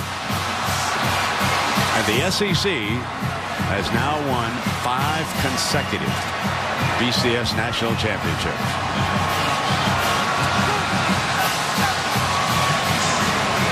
So let's go down below. Thanks very much, Brent. Alongside Gene Chizik and Cam Newton. Gene, everyone predicted a high-scoring shootout, but you said throughout the key matchup in this game was going to be your defensive front against their offensive line. How did that bear out in this game? Well, let me tell you what. First of all, I just can't be more blessed to be a part of a whole team like this. Man, God was with us. Our defense played outstanding today. We knew they were going to play outstanding today. We worked our rear end off all month long. This is for the Auburn fans. This is for the Auburn family. I couldn't be more proud of everybody involved. I love everybody. War Eagle. Gene, from where you were 2 years ago, everything you endured when you left Iowa State to this moment, what does this moment mean to you, given that journey? Look around. Look around. It's all about the fans. It's all the people that stuck with us through thick and thin. We got the greatest fans in the country. We got the greatest administration in the country. We got the best players in the country. It's not about me. It's about Auburn University today. Finally, G to G, your motto this season. You were good last season. You wanted to be great this season. What made that happen? I think it was our coaches, our players, a sense of chemistry of our team that I've never seen before. Today, I can tell you this, we're the best football team in the United States of America and War Eagle. Congratulations, Gene. Cam Newton, heading into that final drive. Score tied. Less than 3 minutes to go. What did you tell your team in that huddle? Everybody was just staying calm. You know, we've been through this before. And, you know, we had to execute the plays that coach was calling, and we had to stay calm and just execute. You have had so much adversity. This team has come from behind, but you personally, you fought through it. You've maintained your focus throughout. How would you describe your own journey from Blinn when you left there to get here? You know, it's just a God thing. You know, I thank God every single day. You know, I'm just his instrument, and he's using me on a consistent basis daily. You know, I just want to, you know, he's using me to extend his word. And I'm a prime example of how God can turn something that was bad into something that was very great. What did this season teach you about you, your family, what you believe that you didn't know before it happened? Anything is possible. I guarantee you 5 or 6 months ago, nobody would have, you know, betted their last dollar to say that Auburn University is winning the national championship. But now, on January 10, 2011, you know, we're smiling right now saying, you know, we did it. National champions for the first time in more than half a century. Cam Newton, congratulations. Brent? Tom, thank you very much. So Wes Byram scored all of Auburn's points in the second half. Early, he had a 28-yard field goal. Then, with 2 ticks of the clock left, the last play of the game, the 19-yarder to send Auburn to a second national championship, 22-19. Cam Newton on the sideline. Now watch Coach Gene Chizik.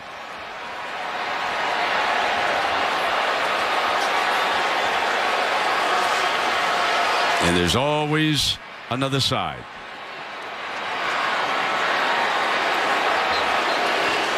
And we take you live to Auburn, Alabama. This is Toomer's Corner. There come the rolls of toilet paper. The tradition down there, everybody meeting as the Tigers celebrate their national championship. We'll be right back for the Ford BCS postgame show and the presentation of the BCS National Championship Coaches Trophy presented by Dr. Pepper. And we're back with the ceremony right after this.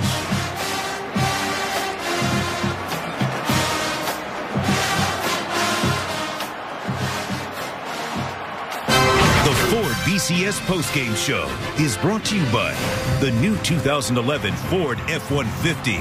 Built Ford tough.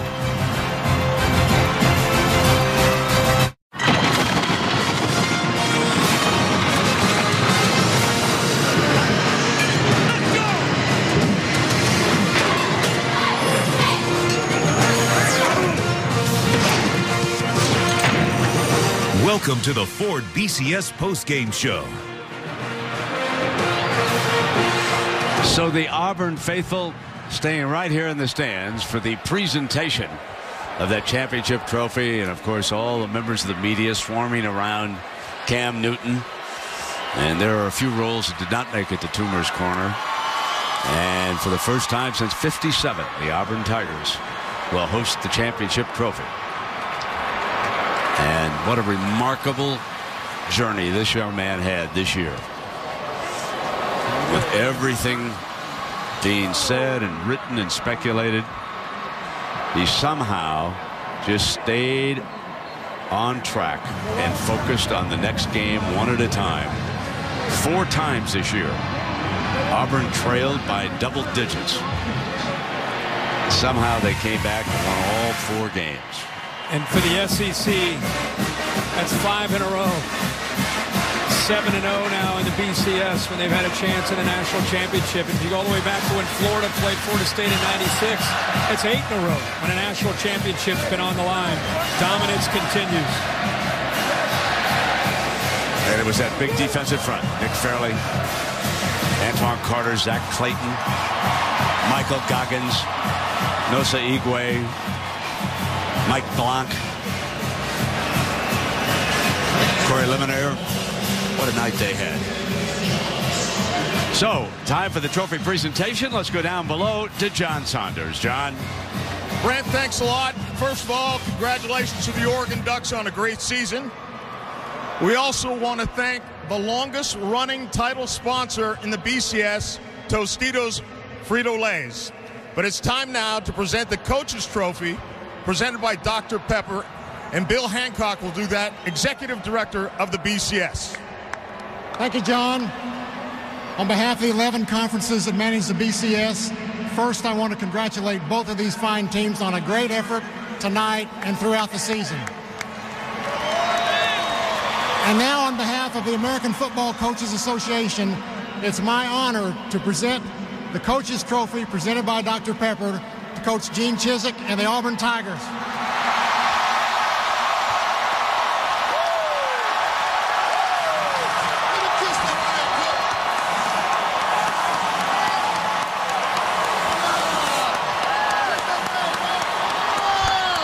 Gene? Coach, we'll let the players handle the trophy for a little while. First of all, Auburn's first national championship since 1957. What do you have to say to the War Eagle fan? Look at him, John. First of all, I think we're only supposed to have about 17,000, but it looks like we had about 50,000 here. That's who our fans are tonight. I want to know what went through your mind when Oregon converts the 2-point conversion and ties that game with about 2.5 minutes left. Well, first of all, you know, I want to thank God for being blessed to be a part of the Auburn family and this football team, and nothing went through my mind, John. We've been there so many times. We just said we got to line up and do what we do and do it again one more time. And the Auburn Tigers came through, and I love these guys, and I love you guys. Two of the most explosive offenses in all of college football. In your mind, did you think it would come down to a defensive battle? Let me tell you something. I could not be more proud of our defense. For 1 month, our defense was bound determined to show up at this game tonight and play the best game of their life. And our defensive guys, they played their rear end off, and I love them. And they're the best, man. I appreciate you guys. Coach, congratulations. I'm going to bring in two of your players who were a big part of the game. First of all, Michael Dyer rushed for 143 yards. He's the offensive player of the game. You had the long run that set up the game-winning field goal, and you said to me a while ago, even you thought you were down for a moment. You know, I was just going out there trying to make a play, do something special for our team, and keep my feet moving and do what Coach Yash teaches me to do, just keep my feet moving. And we went out here and played hard tonight, so I'm glad to be here with my teammates. Again, the defense has played so tough. You guys have been in this situation so many times. Do you feel that made a big difference, the fact that you've played close games and had to play from behind before? I mean, it was good. Our defense, came out there and played good. No one gave them respect. Opportunities to go out there and play and win games for us. But tonight they won the game. They stopped them when we needed to stop. They played excellent defense for us tonight. And our offense came out there and we played real hard too. So played a team game tonight. Michael, congratulations. And time now for the defensive player of the game, Nick Fairley.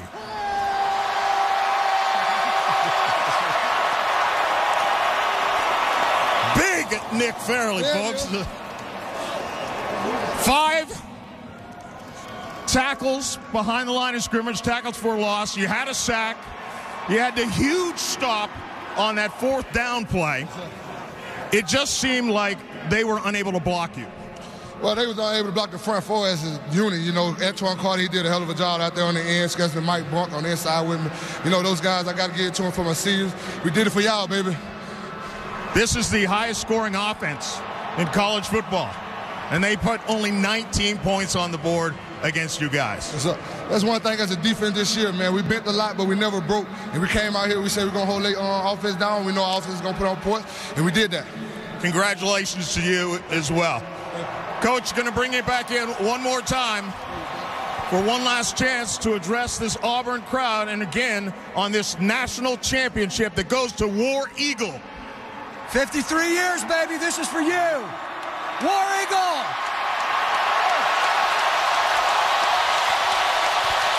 A very jubilant crowd cheering for their Auburn Tigers. Brent, back to you. Thank you very much, John, and congratulations to Coach Chiswick, the Auburn Tigers. Toomer's Corner Live, Auburn, Alabama. Reminder fans to tune into SportsCenter right after the game on ESPN. Chris Fowler, Lee Corso, Desmond Howard, and Nick Saban.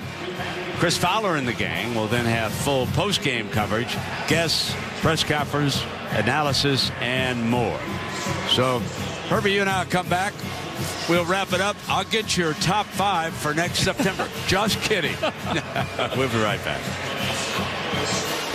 The Ford BCS postgame show is brought to you by the new 2011 Ford F-150. Built Ford Tough.